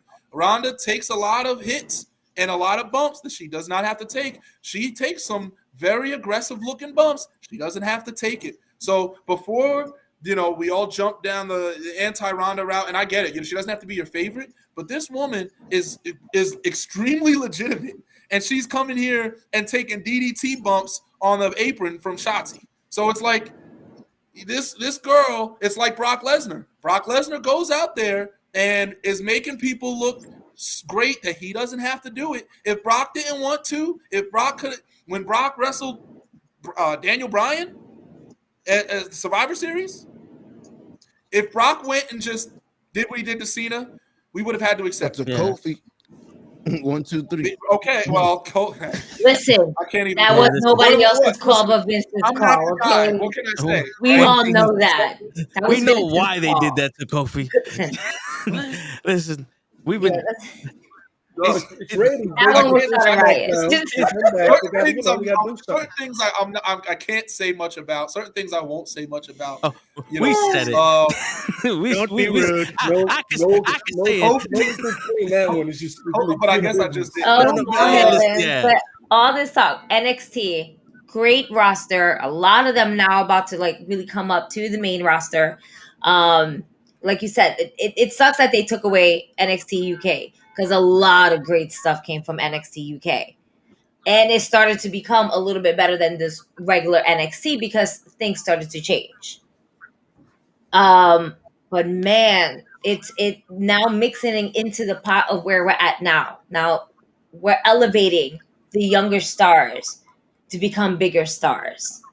And I think I like to see more of that, especially for me, for the women's tag team division. That's always been a thing. When I met Lita at Comic-Con, I think that was the first thing we talked about was women's tag team. But I do not want two random ass people just being put together for no fucking reason. Shotzi and Raquel did not need to be together. Then Liv and Raquel did not need to be together. Tossed in together. That's how I feel. I feel like with a chemistry that you do have with Ronda and Shayna because they have that bond. They have that. They were the four horsewomen of MMA. Absolutely, that makes sense. We've been saying that champions right now. That makes sense to me. When Natty and Tamina was together, that fucking made sense to me. But yeah, the OGs, right? Yeah. But when you just put random ass people, here you go. The one pair that I am pretty like very happy for it, and I'm really glad to kind of see more involved. Chelsea Green and Sonya Deville. Oh, Yeah. listen, let me tell you something about Chelsea Green. Chelsea, and she was I met her one time. She probably didn't even remember me, but she was such a sweetheart to me. But like, I was like, okay.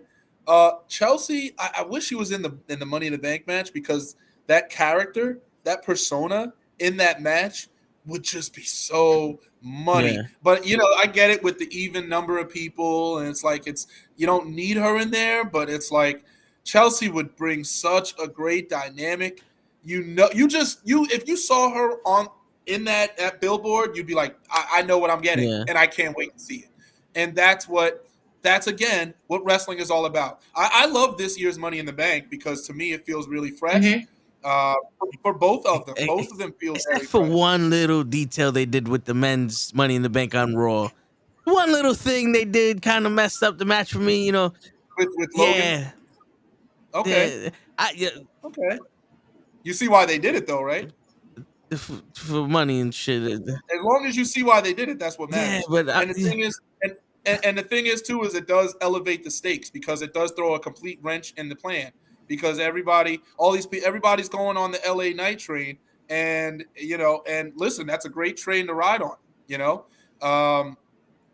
Love LA Knight, but it's nice to have in a match like a Money in the Bank match.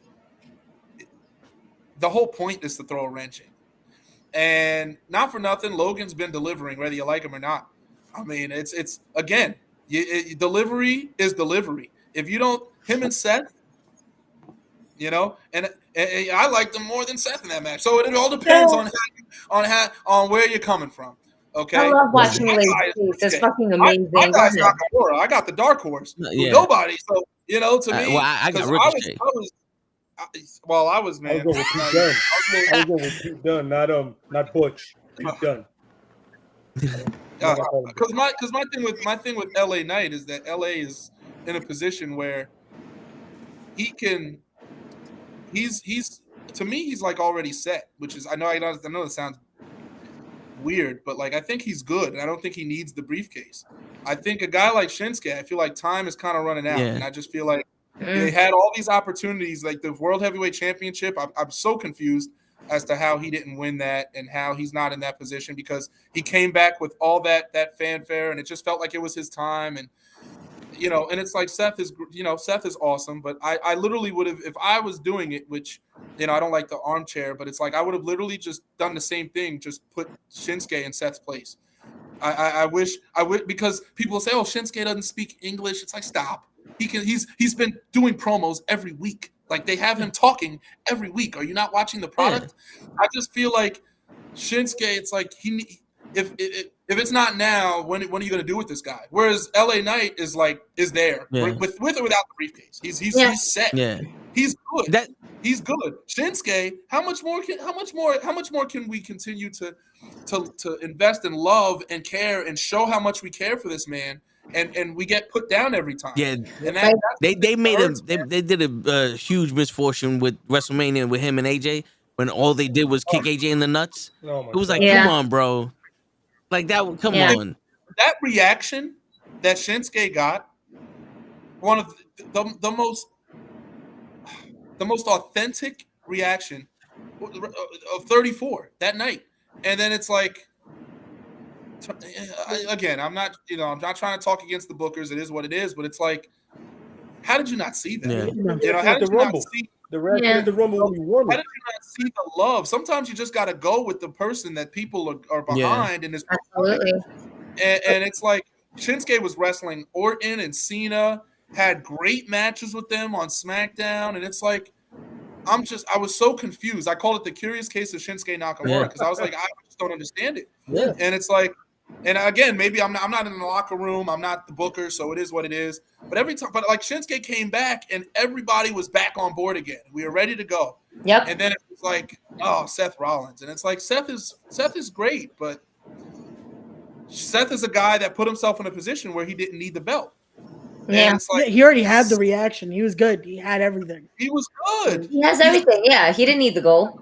I loved him and Omos. I thought him and Omos was fantastic. Yeah. So it's like, why don't we get Seth can be working with those types of guys that need that, while the guy like Shinsuke, who's needed that opportunity, listen, if he fails, he fails.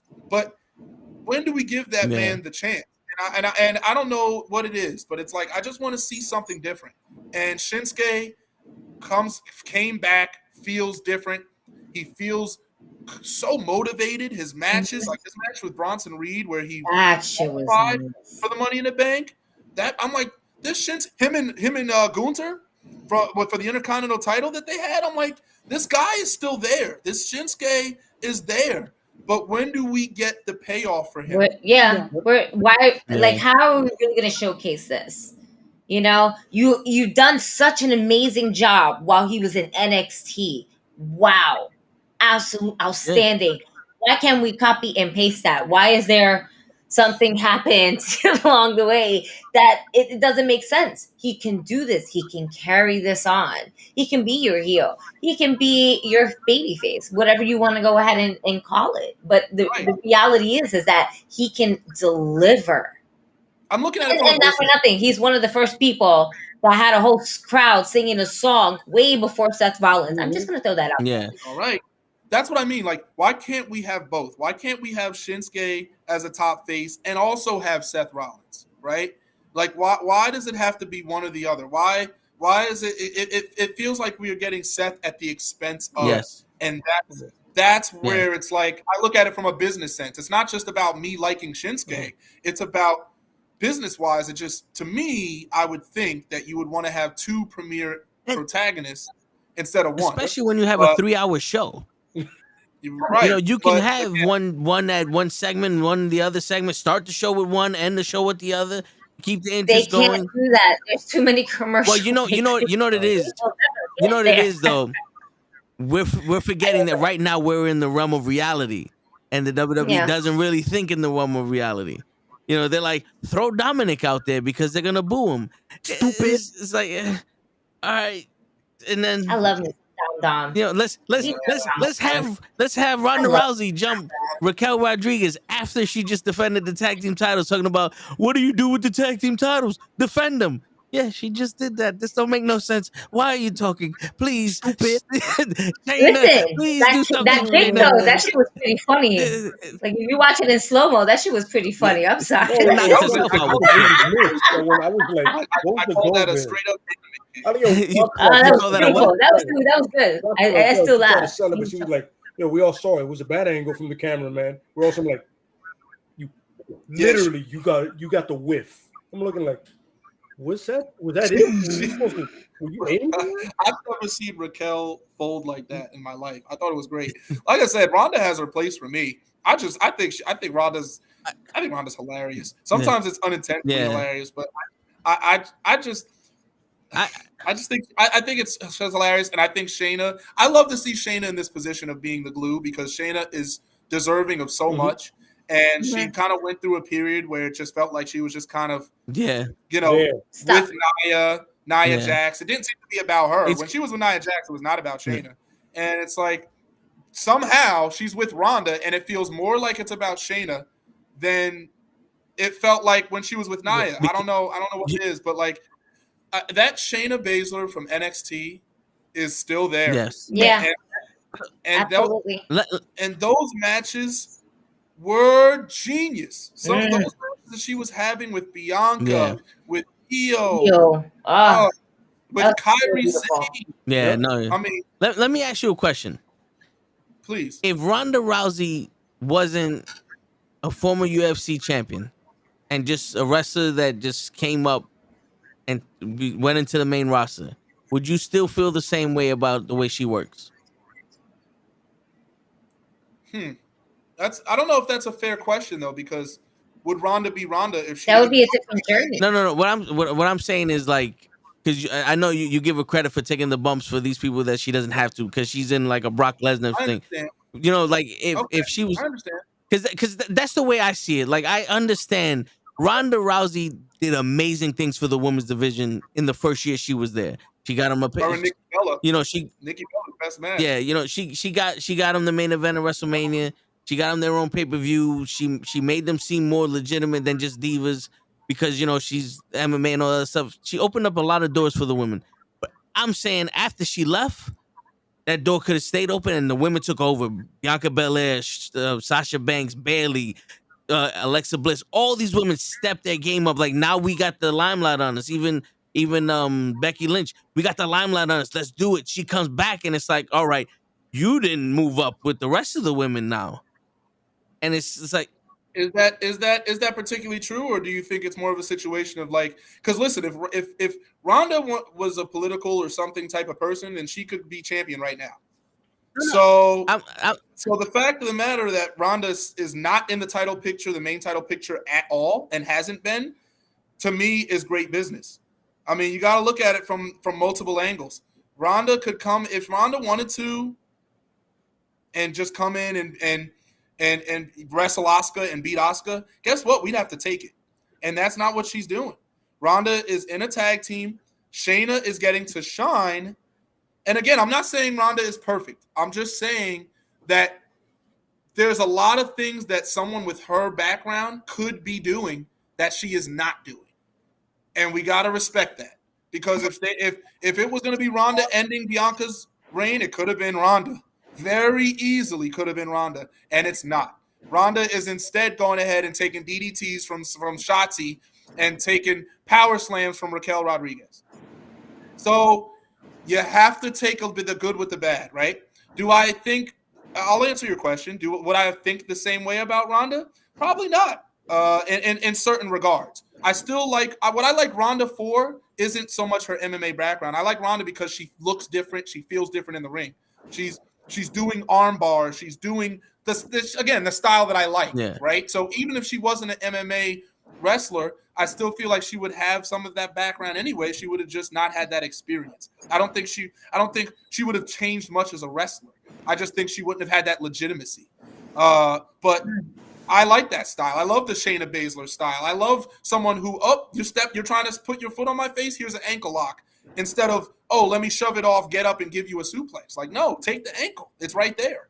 Ronda feels authentic when she's wrestling. Whether it's the best or not the best, it feels like she's in a fight.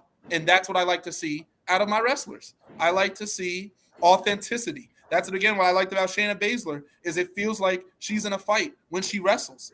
I want that. I like Becky Lynch is very good at that. She's very good at making it feel like it's a fight. Sonya Deville, to be honest, I get kicks out of Sonya Deville that other people may not, but this girl's throwing them knees, and I'm just like, this girl's like out of control. I enjoy that grit. So as long as Ronda still has that grit, I would have enjoyed her. That's what I like about her. Is the grit. I understand. Trust me, I understand the people that don't like her, and I understand the reasons why. I'm not here to debate all those reasons because I get it. She's not the smoothest on the microphone, and she's not this and not that. But listen, man, that girl's putting her body out there, and she's taking some really crazy bumps that people just don't give her credit for. So it's like, I seen that spill to the floor she did get the shit kicked out of her from Nia and from Charlotte with that kendo stick. So Charlotte's I mean, she don't have to do that for Charlotte. Yeah, she could go in there and Nia Jack Charlotte if she wanted to, but she goes in there, takes kicks to the face, like brutal kicks, takes these ring post. Like that's her thing is taking the ring post, and she makes it look so good. I mean, Chelsea and Sonya did a double team to her in that 4-way, and I was like, and the camera almost didn't catch it, but I was like, whoa, wait a minute, like bicycle kicked her head into the post, and come on, man, like she doesn't have to do that. She don't have to be in a 4-way tag match taking bumps for Chelsea Green, but she is. So it's like, let's just remember some of that before we go into the anti-Ronda train, because again, she could be pillaging right now. Just like Brock, if he wanted to, what are you going to say to Brock? If Brock's wanting to be the champ, I got to put the belt on him. If Brock came in and just swooped it off of Seth Rollins, we got to take it. He did it to Rey Mysterio. You know what I mean? And he's not doing that. Yeah. And he's not doing that. Instead, he's taking beating up Cody Rhodes. That's what he's doing. Taking beatings from Cody Rhodes with one arm. Cody. No. Are we watching the same product? I'm just saying. Brock Lesnar is in Saudi Arabia getting pelted by Cody Rhodes with one arm. I mean, he couldn't win Money in the Bank like he did last time out of nowhere. That was. I mean, guys, the attitude, it's like, guys, man, and it's funny because people will think on the indies that I'm this type of person or I'm like this whatever bully or whatever, or in-ring bully. It's like the mindset for the business, people don't think enough ahead of themselves. They're only thinking about what they want, what they like, what's good for them. That's not how it works. You know what I mean? It's this past BCW show, I had a whole segment that I wanted to do. I'll just put it out there because I had come back from California. I defended the belt there for the first time, WrestleMania week, and I wanted to elevate the brand. And I was like, well, let's do this. Let's do this like a State of the Union address, which I did, was kind of advertising going into it. We do have a podium. I wanted to have the podium in the middle of the ring and basically have all of the BCW staff, so the commentators, the promoter, the booker. I wanted to have everybody around the ring, and I wanted to do a State of the Union address. And, we were all on board, but the thing was, it was a tribute show to AJ Pan's mother, Mama Pan, right? So the mood didn't particularly fit with what they wanted to do. And I was like, I totally get it, because we can do my segment anytime, right? Yeah. But like, this is about her, and what they started off the show with like a dance party, and it's like, and it was nice and it was cute, and it's like, it's not always about you. And I just wish more people understood that. I can still make it about me because I went in there and then was like, I'm going to deliver this match, and now you're going to say this is the match of the night. And we weren't the main event, because they put the main event. The main event was a match that was basically a tribute to her, right? So even though it makes the most sense to end with your biggest title, the heavyweight title in the end, I was 2 matches before that.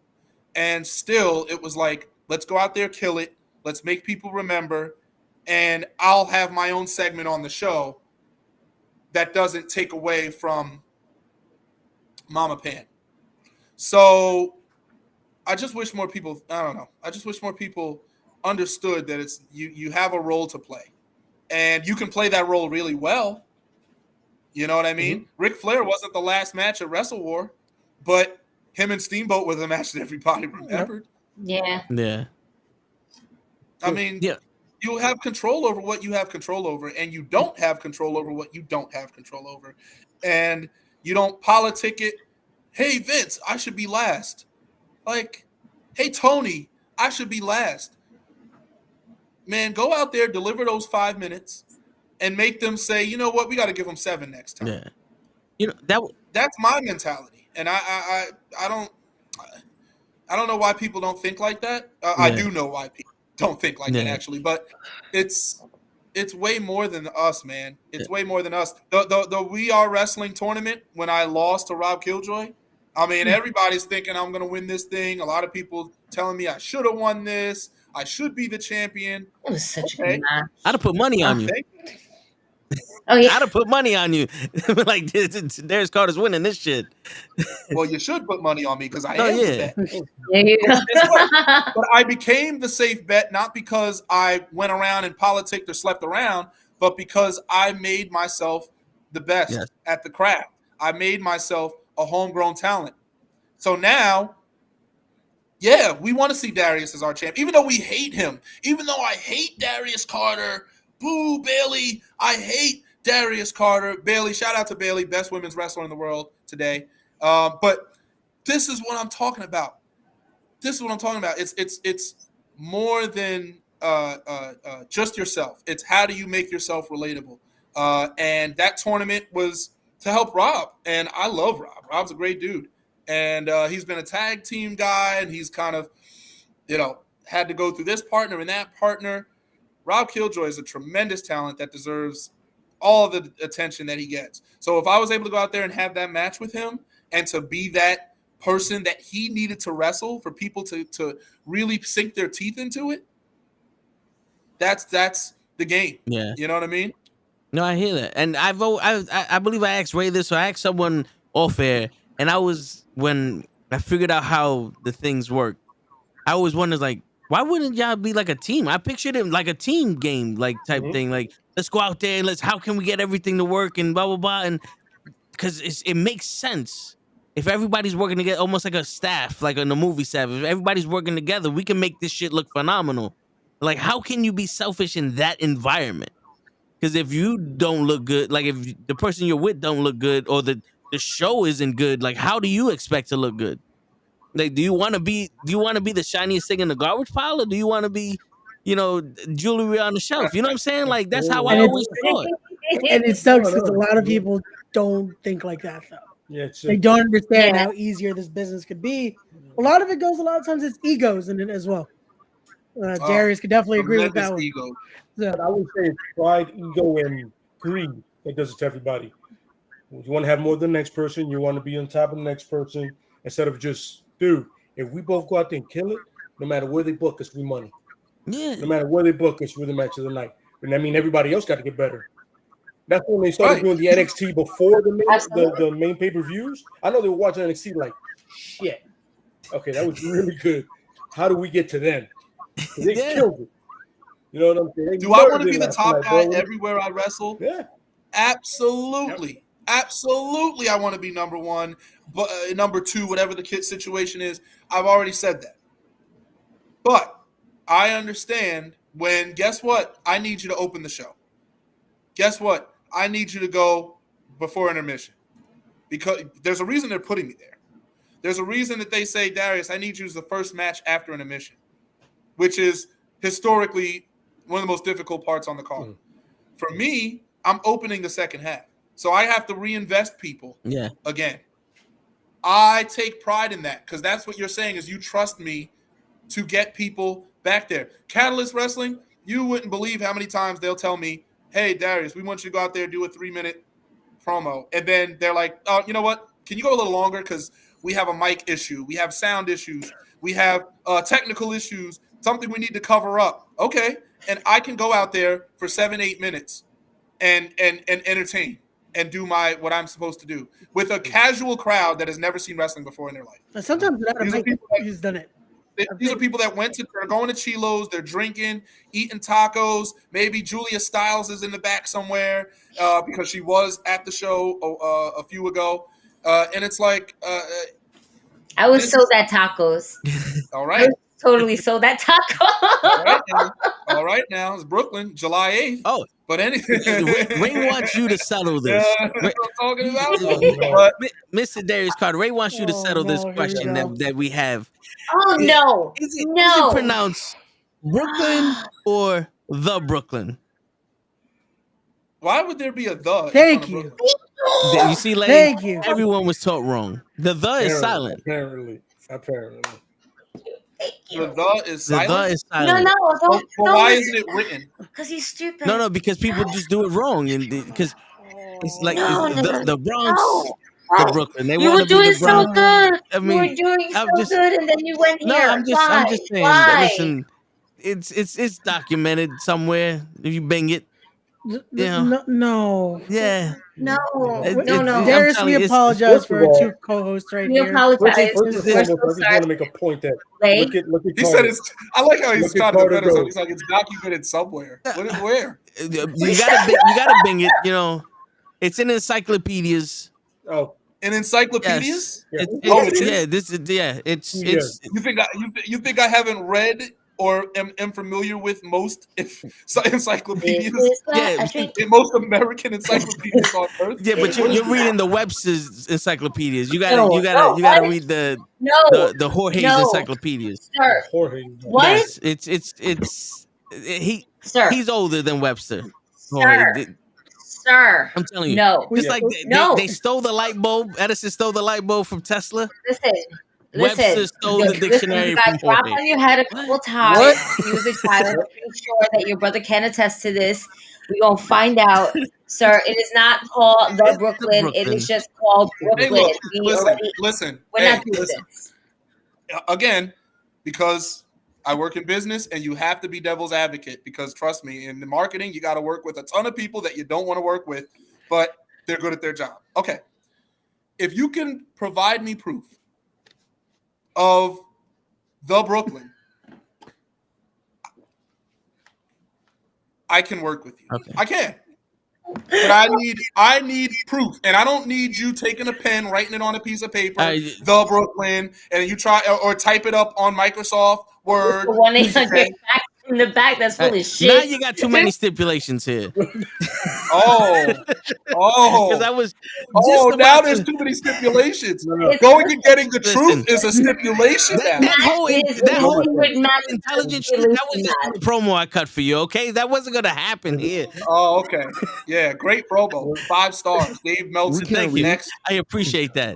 Yeah. Good God. What was that? Again, we apologize, Darius, for Brooklyn. this. It is. I mean, yeah, listen. Gonna throw him off the bridge. Everyone from the Brooklyn is wearing a Bronx Bombers hat, so they want to be from the Bronx. So we call them the Brooklyn. The Brooklyn's like the baby There Bronx. it is. That's what you're You know getting what I'm saying? at. Okay, I get That's it. what it is. But you know that I get it. It's a Bronx, Brooklyn. I get it. It's a boroughs thing. He has a problem. He has that's why I had to get out of New York. problem. It's like a filthy place. New York. Listen, don't be mad because my child will surpass your height within maybe 2 that years. way she keeps talking shit. Right. One. Yeah, I keep telling her the more she insults From other the people, Bronx. the shorter she's gonna be. But her mama's roots run from Brooklyn. All right, and there's only Brooklyn. There's no the in it. We don't want to be like y'all. All right, and I only reside in the Bronx because rent is amazing here compared to. You almost show something else. Rent is too goddamn fucking expensive right now. I'm done. I'm done with you. What does it say right sir. there? What does it say right there in Google? The Brooklyn. What does it say right there? The Brooklyn in Google. Yeah, so work with me, Darius. We cannot work see with that. me. Where the hell says, that is so finite. Right there. Am I supposed to? The Brooklyn. You know what? You're right. The Brooklyn Bridge. You're right, toe tags. Let me go hit up Inspector Gadget for binoculars so I can go read He said how that Brooklyn small Bridge. print. No, listen, I got a fucking 4K camera. This motherfucker. Wow.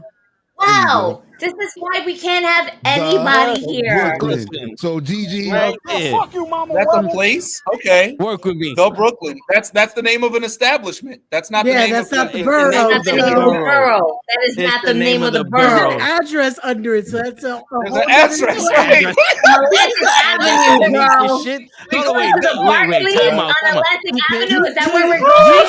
To me. What are you To doing? me, word. Ray was on The him. font is Ray too was on him. small. Ray was And on then him. you You said, see bro, the there's an font address smaller than that underneath, underneath. bro. There is a location. know. You particularly It's a chose Google map that shows where location. you're supposed to be at. See, this is how I know you people go to the same yoga class because you stretching You right now. people. You stretching right now because You people. yeah, you people in the other cameras besides Lay, you guys This right is why there. we can't have anybody You sat nice there on our and you show. said, you fucking said, unbelievable. this font is too small. Embarrassment. Kenny, The font is too where the small. fuck So I are tried. you? But then you see in smaller font, you couldn't see the big font. You saw the smaller font and nothing. Shut your And- damn My man, mouth. the only thing that's small is your goddamn brain. So go ahead and do that dumb shit. Why are we doing 594 this? Sir, Google reviews. You are we're wish we doing could. so well. Wasn't an address. Sophisticated. Wasn't an address. 195 reviews. I'm so sorry. That's legit. I'm so sorry for my friend. You are in so much pain, Yeah, toe tags. How am I in pain? Well, because Bro, When you man. just put yourself through to defend that, I don't. Yeah. I want to let you have it. Almost. I mean,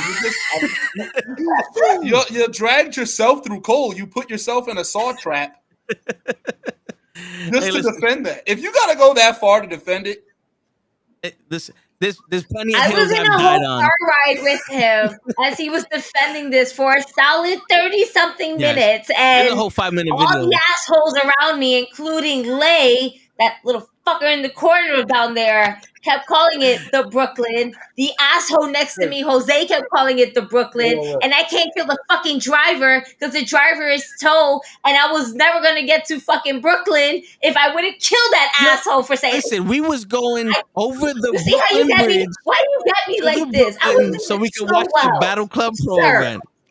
You fucking It just disrespectful fucker, man. I Sounds so can't. much better. I fucking hate you. Yo, I'm glad that my daughter cursed your ass out. I really Gigi am. has a message for you. By being antagonist, it worked. Yes. So as soon as we got there, we told Ray was riled up. Yeah. We told Kenny riled up. antagonists rile people up. We took you through an emotional ride. Carter can attest to this. Am I wrong? Yeah, that's maniacal. How you straight up chose a specific location and tried to pass it off as the actual town or state or city of Brooklyn. That was cute because there legitimately was an address at the bottom. Well, because with Yelp reviews. Yeah, Mr. Darius Carter, just between me and you, Gigi, close your ears. Okay. That was the address to the Brooklyn Hotel. I know. I thought you couldn't see the font. You couldn't see it. I was trying to get you to admit it. I was giving you chances to admit it. Giving me the chances. I'm never wrong. My shit always works sometimes. Sometimes. Exactly. I'll put these back on to see through the Yo, bullshit. listen, man. I got yelled at by Cosmic at the show. I need something, all right? Yeah, you need to see what's the name with the drinks at the next one. Bring that Dominican Republic liquor from the Lake of Minnetonka. That was me. I brought that. Blessed by Prince. I brought that. Yeah. And shit, I got some marijuana at the job. You got to ferment it with some other shit. I heard the word ferment, and I said, you know what? Hold on, time out. I need a young priest and a new priest. I don't know what the fuck you talking about. I see a piece of wood in this bottle. You do it.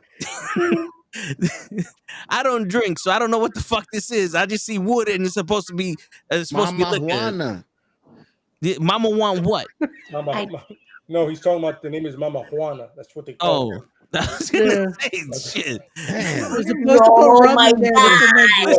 I'm a real man when it comes to liquor. I drink pina coladas. Trust me. When you learn Spanish, so you want to drink that, so naturally. No, I had Mama Juana when I was younger, and why you think I got again my for my fucking body? Mama Juana. Mama Juana. Why do you emphasize Juana like quick? Yeah, Mama Juana.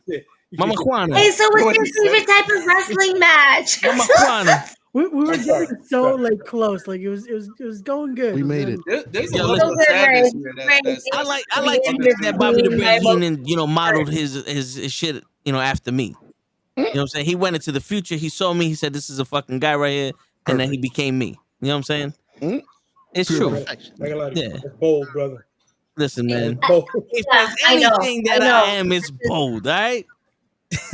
Yeah. Shoot for the sky. Have a dream, shoot for the sky, and what the fuck? Shut up, show. I'm trying to say this shit right. You keep interrupting me. Week over week, this is what I do. And sometimes it's just me. I am so sorry. I interrupt him when I don't talk. My bald-headed friend that his screen is right next to you. But you know what? Fuck it, though. We're out there. Listen, I don't understand how I'm the one that smokes and drinks, and you are the one that goes completely off the rails. Like as if you were high. I don't need help. You need help. Hold on, $52 trillion watch. I don't smoke nor drink. I don't need help being stupid. My uncle proved to me already I was stupid. Yeah, it's like that. I turn it on. Oh, people afraid of me. It? Oh no. Yeah. We honest. We both stupid. Just like how you say you're not afraid to be in a room with people. I'm not either. I turn the corner and boom, there you go. Now you wish you wasn't here. That's fair. I gotta respect that. Oh my god. I gotta respect that. Listen, they don't understand what I'm doing because I'm wearing Cosmic down. Oh, I'm no. wearing it down. No. Right there, I'm wearing it down. It's part of my master plan. You know what I'm saying? Like shit. I'm sorry. Over here. Pause. Shit. So far away from the Lord, it is sad. Yo, listen, man. I can't help it if Mercedes Monet want me to. Yeah, wow. It's true. Just the shirt. I'm telling you, he puts that shirt on. She broke her ankle so that way I could be concerned with her. Ooh. So you could think of me. This interview was going so well. I'm gonna back that up because you know what? Ray, we were doing so good. We had. You cannot not admire that. We had like you wear this for no reason. This is one of my best ones, Mr. Carter. Yo, I'm getting a message from Darius right after this. Ray, what the fuck are you doing? The word best is so overused. I don't have many ties. This is your only tie. No, I have one with Mickey Mouse all over it, okay? Why did you do that to him? No, listen, I could pull out a whole hanger full of ties. I got like 7 of his them. only tie. Listen. Well, yo, first off, show you look like you borrowed that jacket from a homeless man. All right, so don't talk shit. You told me exquisite. We don't know what that means. Just give me a jacket. God. He's talking about you, Lay? Because he's saying this we shit real quick. Nah. He's talking to you, brother. Don't put Lay in it. Don't put nobody in it. Come on, man. This is I tried. Your soul is in anguish. I wish you well. Yeah. I look like the guy on Get Out. Screaming for help. Yeah. I can't even. You gotta let that one die. I let him die. You know. Nah, man, yo, this is what I do. Oh yeah, yeah, you do it well. This is what I. You see the face on Ray? You see Ray's face? I live for shit like that. I love seeing Gigi go, oh my God, this motherfucker, I'm out. It makes me see, feel but like at least playing the role of the antagonist, you understand why I love it so much. There's nothing better. That is my gift to the world, is allowing people to have like an awareness, you know, like a lot of people that don't even, you know, you can come to a show and just not know what the hell is going on. But one thing you will be certain of is that you utterly despise me. you will know, you will be like, wow, I don't know what happened. Those matches were fun. I liked a lot of what I saw, but that guy, that one guy, and you know who I'm talking about? That guy, I hated him. Yep. Again, to have, you know, Gigi, to have, you know, your child be able to emulate that all of that is so imperative. That's so much more important than her being like, hey, I love that movie does. You know, for her to come here and to do that, you know, that is what it's all about. And if I can do that everywhere around the world and just like give everyone some type of certainty in such an uncertain world, that's what it's about, man. Like that's, you know, I get it. I get that, you know. And again, we just had that was incredibly fun time the past few moments. I don't know what happened. It was like a television screen from the 60s or the 70s with the antennas moving. It's a lot of static, and you're just kind of watching and hoping for the picture to come back on. But the point of it all is that's what I'm here to do, man. That's my gift to the world is emotion, investment, and wow, like that guy, can't forget that guy. Like, yeah, I hear you. You know, that's the fun of this, and I don't think people think like that as much anymore, man. As much as they used to. That is a thought that it's not dead, because if it's, you know, you can't say something's dead if there's one person or two people still doing it, but it's. I don't know why that's becoming or considered a thing of the past when that's something that everybody should be doing. You know, you should be appealing to everybody. You know what I mean? You should want kids, adults, teenagers, all barking at you. Like all ages have an issue with Darius Carter. Kids ages 2 to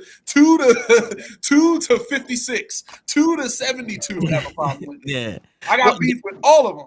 Little kids, adults, teenagers, dogs, grandfathers, great grandfathers. You can all take a plunge. You know what I mean? That's the game I'm playing. I hear that. That's how I roll, and that's the fun in it. That's where the money is. Again, I'm telling you, it all comes full circle, man. Ric Flair said it, and again, I say it again because if anybody's listening, and you know, superstars, it's like, guys, man, you takes two to tango. You want to be a top guy, and you want to be a top guy for a long time. You better learn to make some people, and you better put some effort into helping other people. Because if you think that you can be the sustaining act for 10, 15 years and be the only one, you're going to be upset when it's time for someone else to get your spot. Now you're bitter because you didn't make anybody. So now you've been on top. Even though you've been on top 10 years, you know, I wanted 11 years. Well, guess what? You could have had 20 if you went and distributed that. Yeah. Because when if you have real wealth, when you distribute it, you don't lose it. Yeah, I think that's why I'm just a big fan of a Chris Jericho. Chris Jericho understands, I can lose 100 times over, and no matter where I go, I'm still going to be, if not at the top, close to it. because Right. Chris Jericho, Right. no matter what And happens. the way he reinvents himself over and over and over again, it's such an art to kind of just see the way he reinvents himself to the modern day wrestling that it is today, or what it was 10 years ago, and what it was another 5 years ago after that. Like the way he just kept elevating himself and evolving himself into different types of Chris Jericho we ain't never seen before is really dope. And the fact that we're still continuing that in AEW is awesome. I mean, him putting over the younger talent like it was good. That Matt Hardy of reinventing, Cody Rhodes evolving. I said it to Cody, and again, he definitely doesn't remember, but I met him, and the first thing I said to him is like, man, I loved your character evolution more than your wrestling and everything else, which was great. But from dashing Cody to undashing Cody, which I was there when he wrestled Rey Mysterio, and I think that was 27. And Cody's entrance with the newspaper in the background, and I just felt, I don't know, I felt every moment of that man coming out. Like he was, and Cody, if you watched how he moved, he was so unsure of himself, and I don't mean actually unsure of himself. I mean that's his persona, but the way that undashing Cody felt, like he didn't want to even come out. He was like, and it's like the guy was in pain, and it makes sense as to why he's a wrestler, because he wants to unleash that pain. So stuff like that, and then he became the melding, the hybrid Cody, which was, the both Codys, right? And then he became this Cody now. It's all a natural evolution to the point where it's like you've created, your character is full circle. Your persona is full circle. Always wanted to be that way. And that's why I said, again, when I started from Young Money and coming out and hop about the bed, turn my swag on, take a look in the mirror, say what's up, to no words in my theme music, Well, actually, I do have there's the breakdown where you get the opera, but still, it's a maturity. It's a different process. And then listen, as time goes on, it continues to evolve, but that's what it's going to be. You're going to see that I'm just going to get older and older, but you'll see that age in my character. And then people will say, Darius, man, we thought you were this. People think I'm way older than I am, but that's because I present myself as that old school throwback, as that mature wealth that people are like, wow, this sophistication, it's real. It's not forced sophistication. It's not, this guy's putting his arm behind his back and looking at his nails. Is just like so presented. And it's there. It's just there. And it's commanding, but not in a forceful way. Because you just like, not for nothing. When you walk into a room, people want to come and talk to you because your presence is quite commanding. It's like, and in a positive way, not in a soul like, oh, I demand this. No, absolutely not. It's like, my guy, let me talk to you real quick. Oh my God. Like every time we see you, it's always great. After the match, during the match, we see what it is. We're just going to do what we got to do as fans. We'll boo the shit out of you. You want us to? Yeah. Got you. Here's my kid. Go ahead. She'll be like, I'm ready. And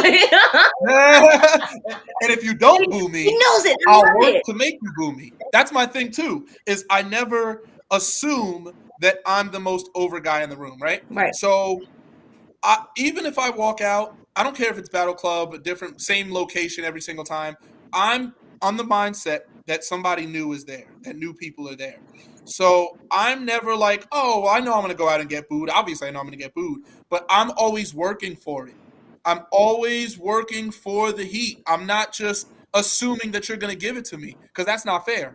And that also makes me a lazy performer. So when I go out there and it's like, hey, here's the entrance, here's this and that, I make sure to always walk all four sides, because I want to see who's in the crowd. I want to see who's in my crowd. How's that? I want to see everybody, because I want to see who I'm paying the most attention to while I'm wrestling. I always know where y'all are sitting, okay?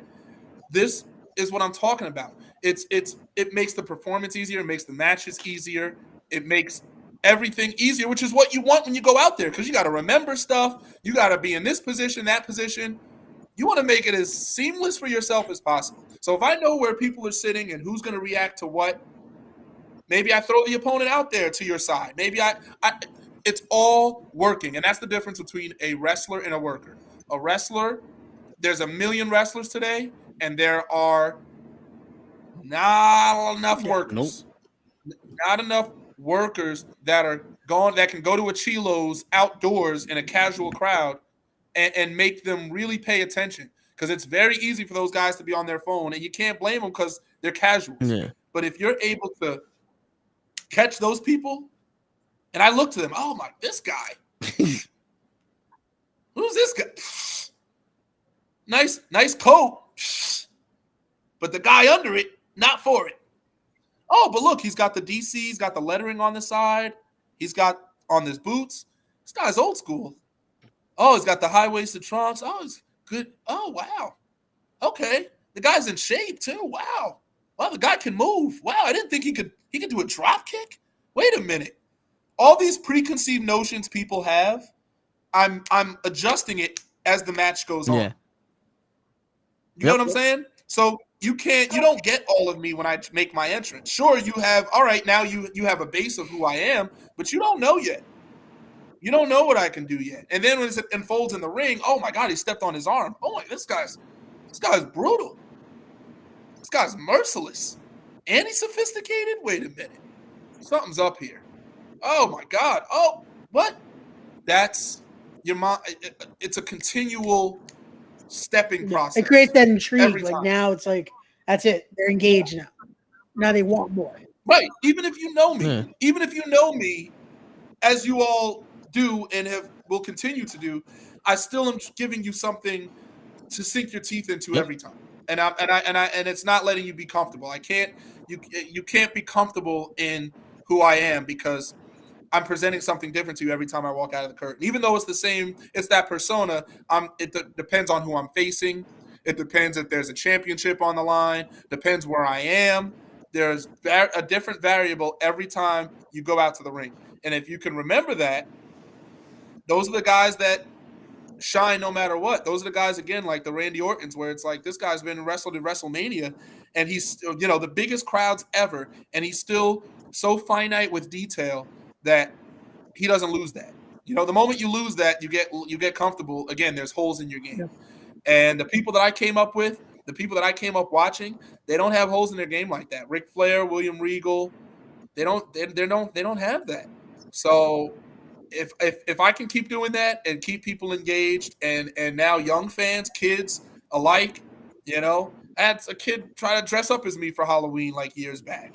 And it was like, that's different. Came out the suit, the nice tie. And it was a Caucasian kid. Oh, wow.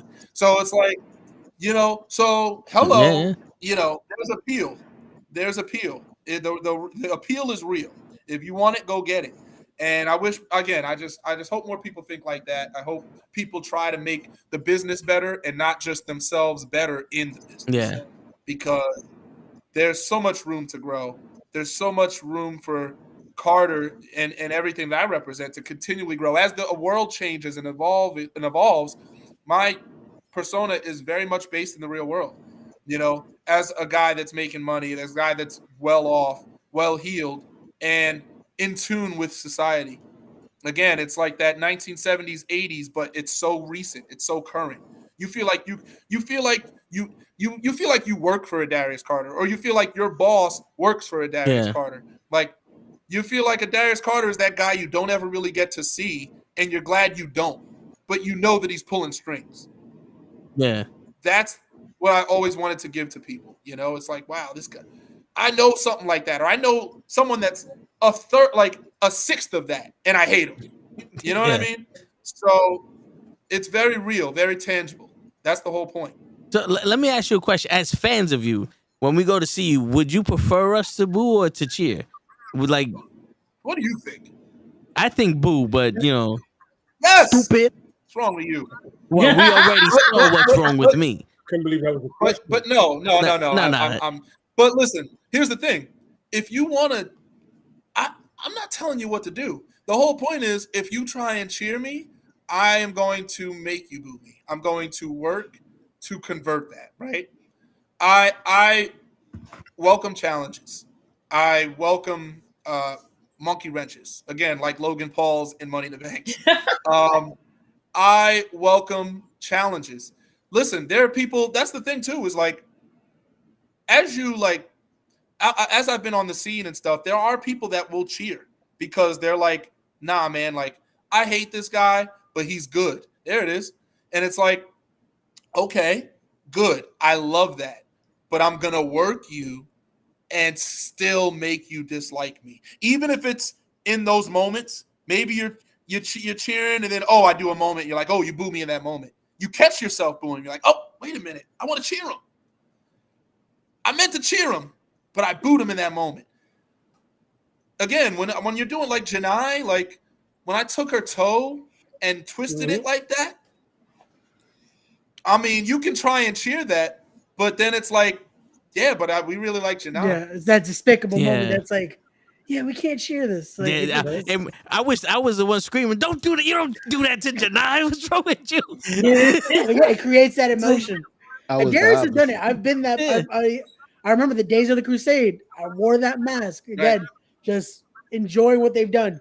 And Darius to make work. Like, no, you're wearing that, but we're twisting that emotion to the.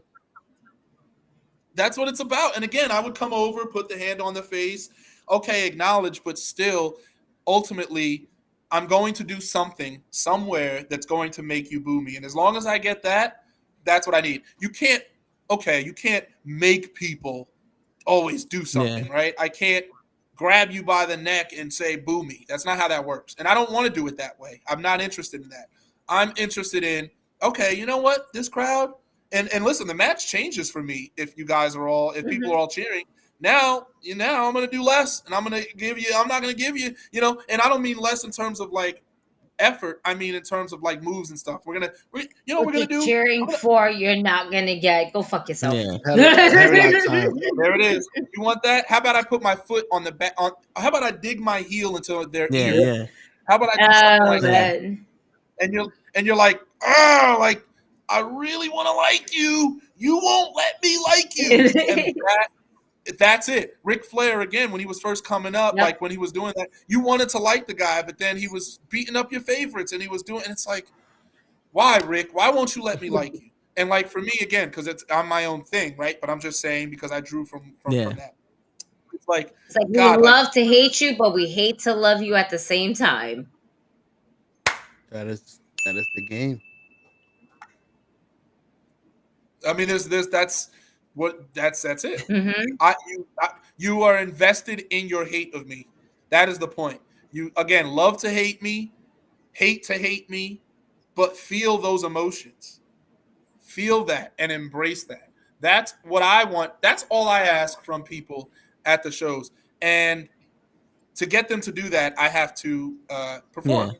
Yeah. And again, I just wish more people cared about that. And I think a lot of people care about, oh, man, this is awesome. And I want you to say it was the best match of the night. That's great. But, like, wrestling fans aren't all wrestling fans for the wrestling. Yeah. No, that's true. And and not for nothing, I don't know if you ever heard this before, but during my first ever indie event was Jobber Slam, and I saw you, and it actually made it easier for me to engage because I was quiet. And it's like, I don't know who most of these people are. I'm here because, I want to get into independent wrestling stuff. And, I love wrestling. And I'm cheering like, oh, he did a crazy move. Like, he jumped over the top rope. That was crazy. You threw the kick at the kids. And I was like, what? And it's just so natural just to scream at you and scream at them. And now it's like, all right, I'm engaging in the show. And the more you come, the more you're comfortable cheering for people and all that. But it makes it very easy to interact with the match when stuff like that happens. Especially for someone the first time. That's what this is all supposed to be. That's what this is also like. People will say like it's an escape, but for me, it's kind of. I don't know if it's just an escape so much as it is like it's still reality, right? It's not. Oh, let me escape to a fantasy world. It's let me enter this other world. Let me enjoy this world. Like, yeah, we got life bills, this and that, but we're going into the Multiverse. That's all. We're just taking a leap over. Right? And then, like, because you can just leap back over whenever you want. It's like, all right. We'll get back to that shitty world in the first place. We're just going to have some fun. I'm that reminder of the real world in this fantasy world. You know, I'm the reminder where you're like, like I just want to watch Rey Mysterio fly and watch this, and I just want to watch high flying. And then there's this guy who just won't. He just has to be terrible as a human. Why? And listen, I have and again, the whole point is there's justification for everything. Carter can justify every single thing he does. Everything I do is for a reason. If I threw a kid into shark-infested water, there is a reason why I did it. That's because if I didn't do it, I wouldn't get a title match. And guess what? I care more about that title than I care about that child's life. That child isn't mine. And some of these kids they be saying some they need to get thrown into a shark tank. I mean, I'm just saying. You're doing us a favor. Okay, that's what I'm population control. Yes, listen, it's not a bad thing. You know, some people gotta go, and Carter is that business sense. And what's great is that you guys get that. I don't always get them. I don't have the microphone to always explain that part of it, but I think people understand that he's essentially a businessman that comes into wrestling and just so cutthroat, and it's very real. Because if you've worked in any type of profession that involves large amounts of money, you would understand why a guy like me exists. And it's not always fun. Sometimes it's torturous, and that's the entire point. And I don't think anybody else is doing that. I don't think anyone else is willing to represent that without eventually turning good and selling a bunch of merch. So because what sells me is my legitimacy to it and my commitment to it. So the fact that I don't switch it up, the fact that I stay true to my word is why people are like, oh man, you know what? We almost kind of like him because at least he's honest about it. But then they are reminded as to what I'm honest about. And I'm honest about being cutthroat. And no matter how you look at cutthroat, it's still cutthroat. You can respect it, but it's still despicable in certain ways. And that's the connectivity that I thrive on. I live on that. Every single match, I live on that. I live on the crowd reactions. And again, I keep going back to Flair, but Flair would say that. He's like, he'll always listen to the crowd, man. He's like, a lot of guys would wrestle, have their matches, and they were commanding the crowd. And that's the point I wanted to make, too, because Gigi said something about me being commanding. And Vince McMahon had said something a while ago, and he said, you can either be commanding or demanding. And if you're demanding, I'm telling you, I want from you. I'm telling you that I'm the guy. If you're commanding, you just know it. It just comes off. Commanding versus demanding. You see that difference? Absolutely. And I'm so glad you said the word commanding, because it's one thing when you walk into the room and then people want to talk to you. It's another when you walk into the room and say, hey, everybody, Darius Carter is here. I don't have to do that. And that's very intimidating to people. A lot of people are scared and they want to think that I'm playing that up because they hope that I'm not actually a good person or decent person. I understand psychology. I know how people think. And people want me to be the bad guy in real life. So that's why they don't like me. They want me to be this jerk that doesn't care and only cares about himself. That's why my biggest enemies in this business haven't actually talked to me, or my biggest enemies in this business haven't had a conversation like this. They've heard things from afar. They've talked to me 5-6 years ago when I was newer into the business, and they made up their opinion about me back in 2014, and that's not changing for them. These people that sit there and talk to me and communicate with me and spit the business and this and that, they're not my enemies. So that's why I'm not sweating them, because my enemies don't know me. They've created a machination. They know a version of you, but they don't know the new version of you, and that's what they fuck up. Yeah, but you know what it is? It's like that old versus new is like, I feel like I've always been this way. It's just when I was coming into the business, I came up very old school in terms of protect your character and protect your persona and stuff. So, and I didn't always know who was a promoter and who wasn't, because a lot of promoters look like fans. So you can't. It's not like promoters walking around in suits and then you know who's Yeah. So I think a lot of promoters I treated like fans because I didn't know that they were promoters. I know I've made that mistake. But that was also earlier on in my career. And it's like, if you're judging me off of something from 2011, 2012, and it's 2023, and you see the success that I have, you see the wrestlers that I'm facing, it's clear that I'm doing something right. Yeah. I mean, I don't end up with Alex Shelley if I'm this detestable human being that doesn't care about the wrestling business at all. There's Like, growth. Yeah. You're right. Yeah, right. There's still a growth. Yeah, there's a growth. There definitely has been growth. And it was definitely tougher for me in the beginning because I was so focused on having to protect that character because that's how I came up. And that's also, as a fan, how I came up. So all it was just reinforcing my belief of keeping the persona on. So you don't know when to turn it off. You didn't know. So it's like now, like after, that's why I say experience. I keep going back to that because as you learn and you grow, which you can only do over time, you're like, okay, all right, I can understand. I get this, you know? So it's definitely growth. I don't think I was ever a terrible person or a bad person, to be honest. I just think that I was trying to protect my persona and I didn't know who to protect it from or against. Now you know. But at first, you're so busy trying to keep yourself right that you do kind of shoot some people in the ankles along the way. Completely unintentional. But again, people that keep me to that point, at that point, that's on them. You know,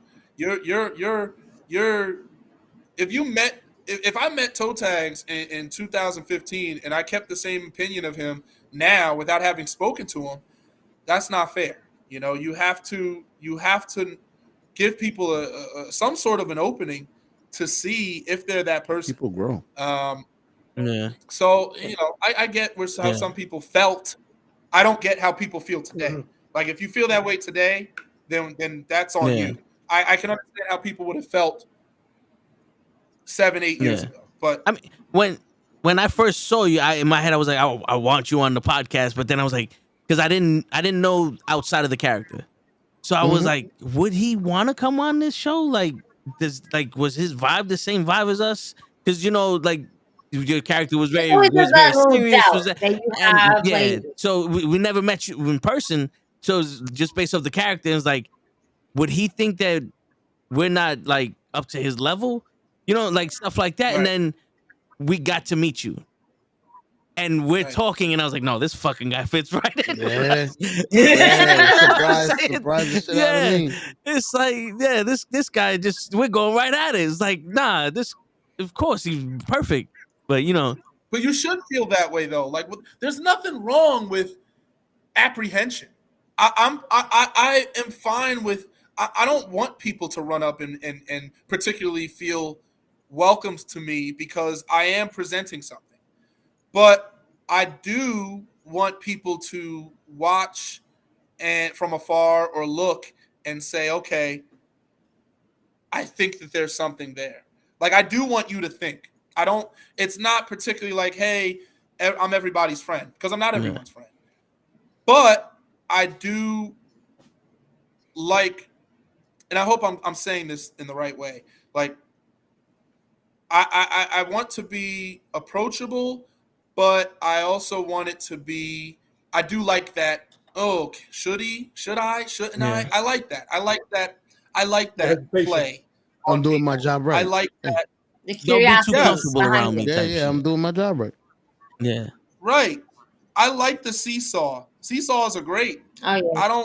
I don't like it to just be, oh, and I guess that's why I don't ever really want to be like a big protagonist like that. I don't want to be the guy. And listen, people are great. I don't want to be the guy to come out and 7 million people are running to me and want an autograph. I don't want that. That's not for me. You know what I mean? I like to have a more succinct fan base of people that get it. Yeah. You get what I'm saying? And look at me and are like, all right. As opposed to, because there's a lot of fake love with that. I don't want fake love. I don't want anything to do with fake love. If you like Carter, you're coming to me for a reason, and that's what you guys did. You came to appreciate the character, and then you said, "Let me approach this guy." That's what I want. I don't want it to just be, no, I don't need that. Yeah. No, thank you. I'm not that person. There are other people you can do that to. I'm not that person. And I'm trying to say it in the nicest way possible. But like, because again, I enjoy people, but I don't always have time. No, yeah. So it's like, if you're gonna approach me, come to me with it. You know what I mean? Come to me with something you want to say. Mm-hmm. Yeah. You know, and you guys, listen, we've been talking all this time, man. I mean, and it's like, we're doing the right thing, and I'm glad that we did this, and I'm glad that I came off that way to you guys. I'm glad that I do like that again, that seesaw, like, oh, should we, shouldn't we? I like that. That's fun. To me, that's fun, right? It's not like you're like, oh my God. You know, it's like, oh, would he come on the show? Let's look at him a little bit. Let's watch him a little bit more. Okay. That's what I like. Yep. Because as I don't want to sound ignorant when I say this, but you do have this aura, like when me and you first spoke, you said you levitate. You do have this aura, like you're up here, not like better than people, but like, okay, we know who the top guy, we know who the guy is, and then most of the people are like grounded. You know what I'm saying? When we don't know you, but when you see you, it's like, all right, this guy's important, but it's like he's not accessible. We're playing double touch right now. You know what I'm saying? Like, there it is. Yeah, it's those people. It's like double touch, girl. That's it. That's how you know. Because you know, there's a I difference love in double stature. touch. Well, let's play. That's to me the thing is like when people don't want to play, and this is a profession full of playing, then it's like, all right, well, like, what are you doing this for? Yeah. You're not doing it for the money, not on the indie level. So like, I don't know. I enjoy that interaction so much. That's just one of my favorite parts of it. And the people that just want it easy and wanted to just come to them, okay. But it's fake love. There's a ton of fake love. Yeah. Because they don't know you, and they're just going off what you present. I like the people. Because guess what? I'm not going to do podcasts with everybody. I don't have time to do podcasts with everybody. So I like when the people I do it with are people that have been watching and have kind of been studying. You know what I mean? Like I like a game of double dutch. Like it's fun. It's supposed to be fun, and you guys are supposed to look and be like, man, like I want to get that guy on. You know, like that's right. Yeah, absolutely.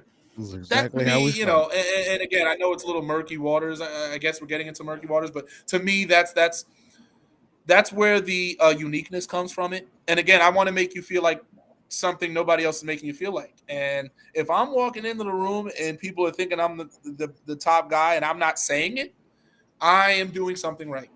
And I'm telling you, people are scared to death of that. Some of these people in these high positions, I know they're scared of it.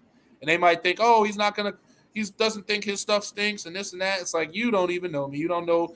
You couldn't imagine how critical I can be of myself and how I can look and say, I need to do this and do that. And not critical in a negative way, because it's not negative, but it's just, okay, I could have done this better, could have done that better. I'm going to step it up next time. I don't have anyone to blame but myself. I know I can do this better. And that's my mindset and how I keep healthy and stay healthy and never sweat on where I could be and should be and would be. Because that was one of the questions I had for you was, were you ever in a position where stuff came fast and you're sitting there and you realize, like, am I this good? Or like you start second guessing yourself? I think the only time in my career where I was like kind of thinking stuff over was when I had that whole Pete Dunne situation from 2017. That was the only time in my entire career where I was like, okay, I got to reevaluate a little bit. And there was just a lot of stuff that went wrong. And what's crazy is there was a ton of stuff that went right.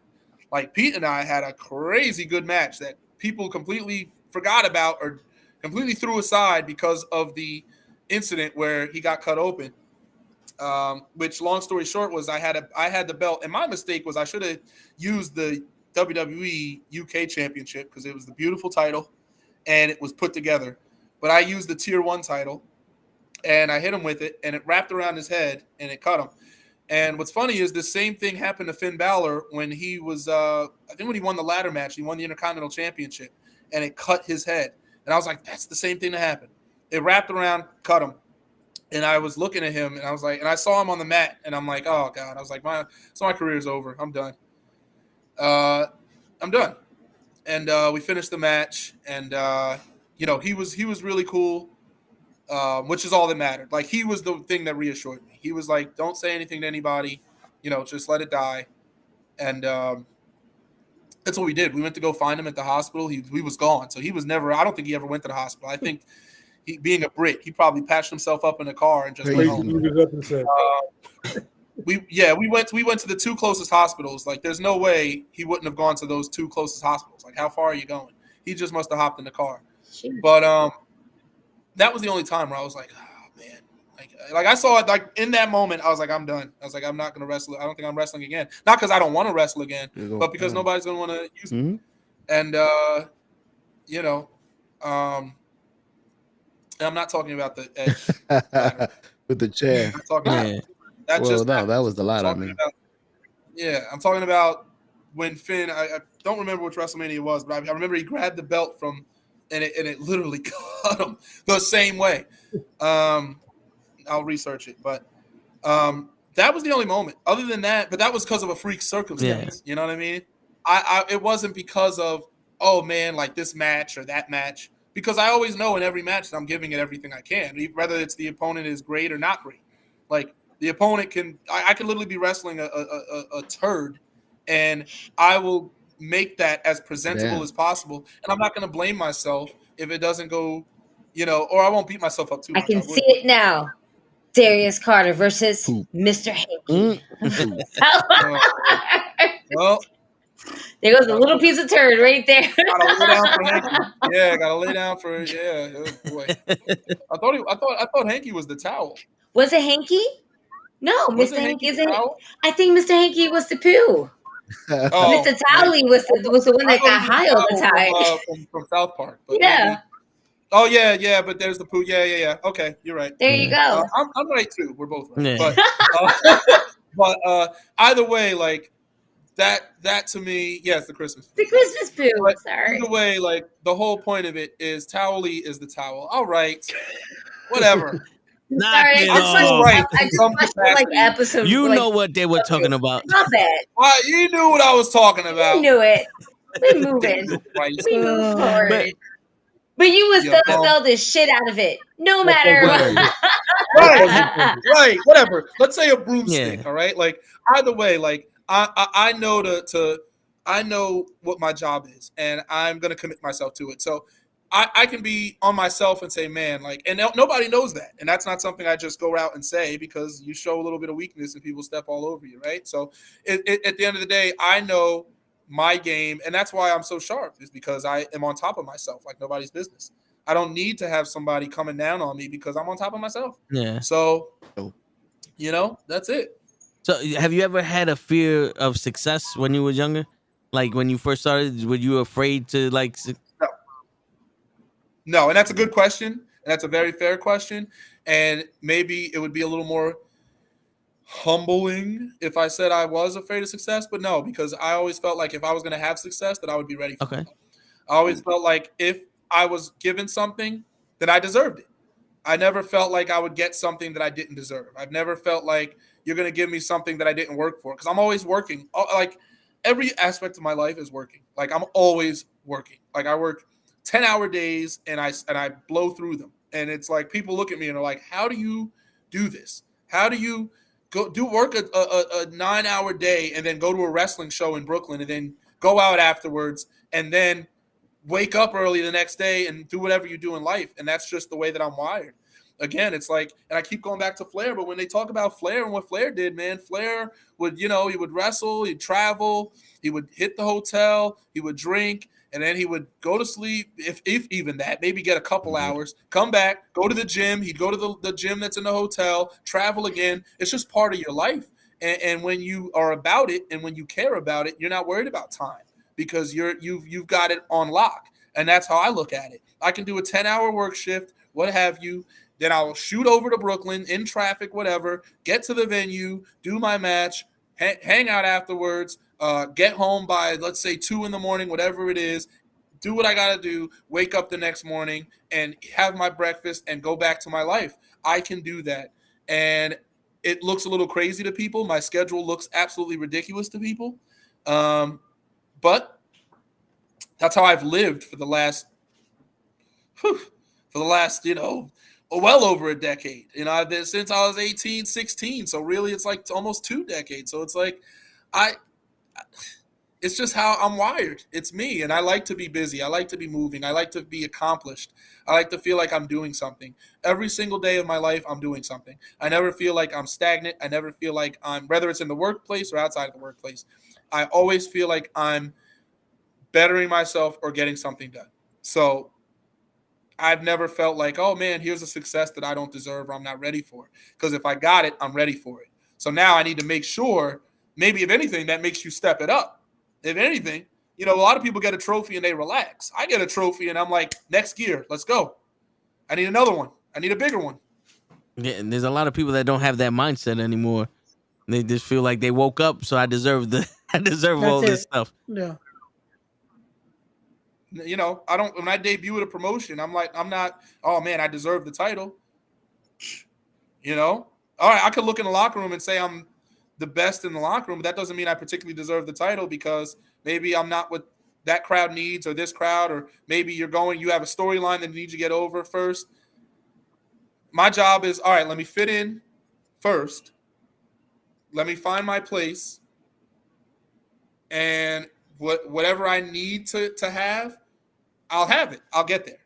And it's always what happens. Any promotion I wrestle for, it's what happens.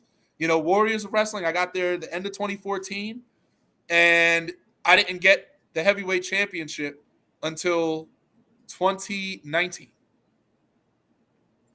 Stayed there the whole time, worked through it.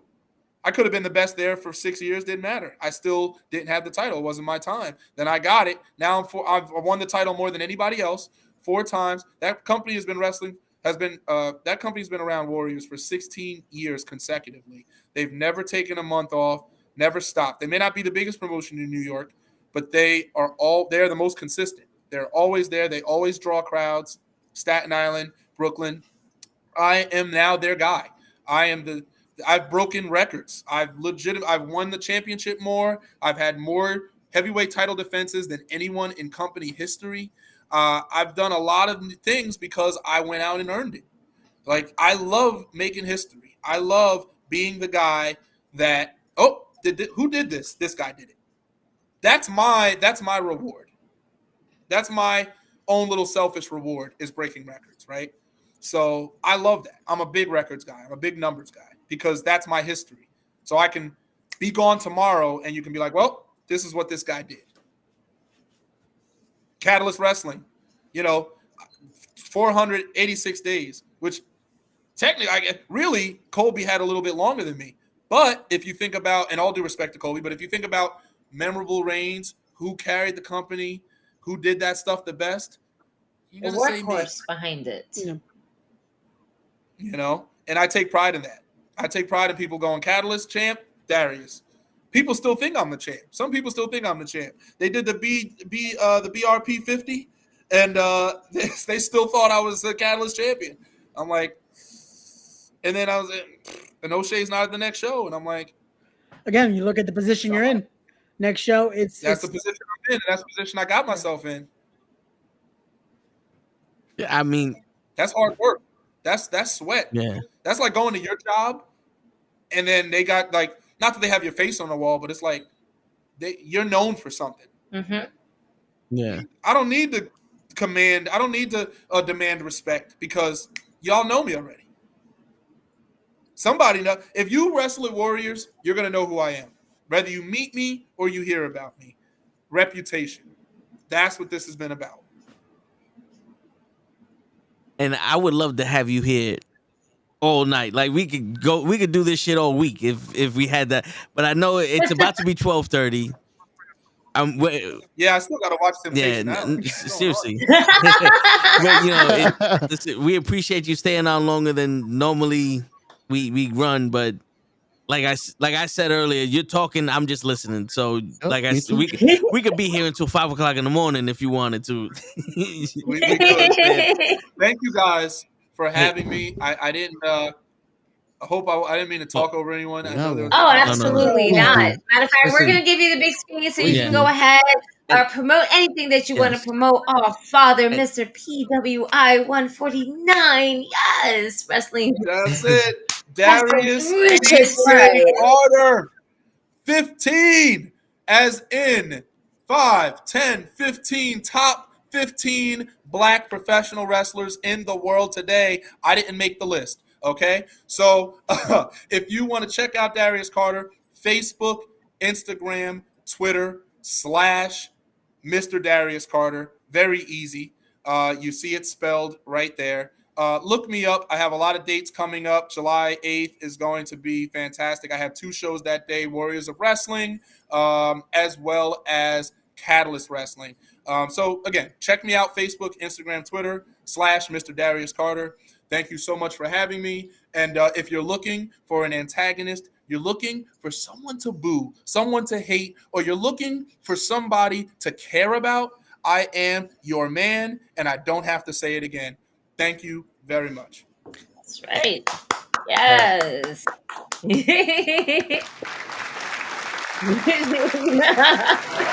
you. Now, I'm going to go ahead and watch Temptation Island, which is Satan's favorite show. Yes. Terrible. Terrible. I should go to bed, but I'm going to go and watch Temptation Island. Nah, I hear you. Hey, Go listen, ahead. it was a The smallest guilty pleasures bring us the most biggest ones at all. Yeah, why not? fuck it. It's like, why? Darkness. The word temptation is in the show, so fuck it. But yeah, it was. I could never be on that show. I'd be clenching my chest. Nah, Like, you gotta get I hear you. Oof. Which it was a pleasure to have you on, and you are welcome anytime on this show. Like, you could hit me up and like, give me the link, and boom, it don't matter who, what, when, where, how, both. We could be talking about comics. Darius Carter's in the building, ladies and gentlemen. Wrestling. We can do everything. What's crazy is we did all this talking and we didn't even get everything. But we will talk again very soon. And thank you all for everything. All right, you all be safe. You too, bro. Man. Have a good one. Everything, brother. And on that note, ladies and gentlemen, it's your friendly neighborhood knucklehead signing out.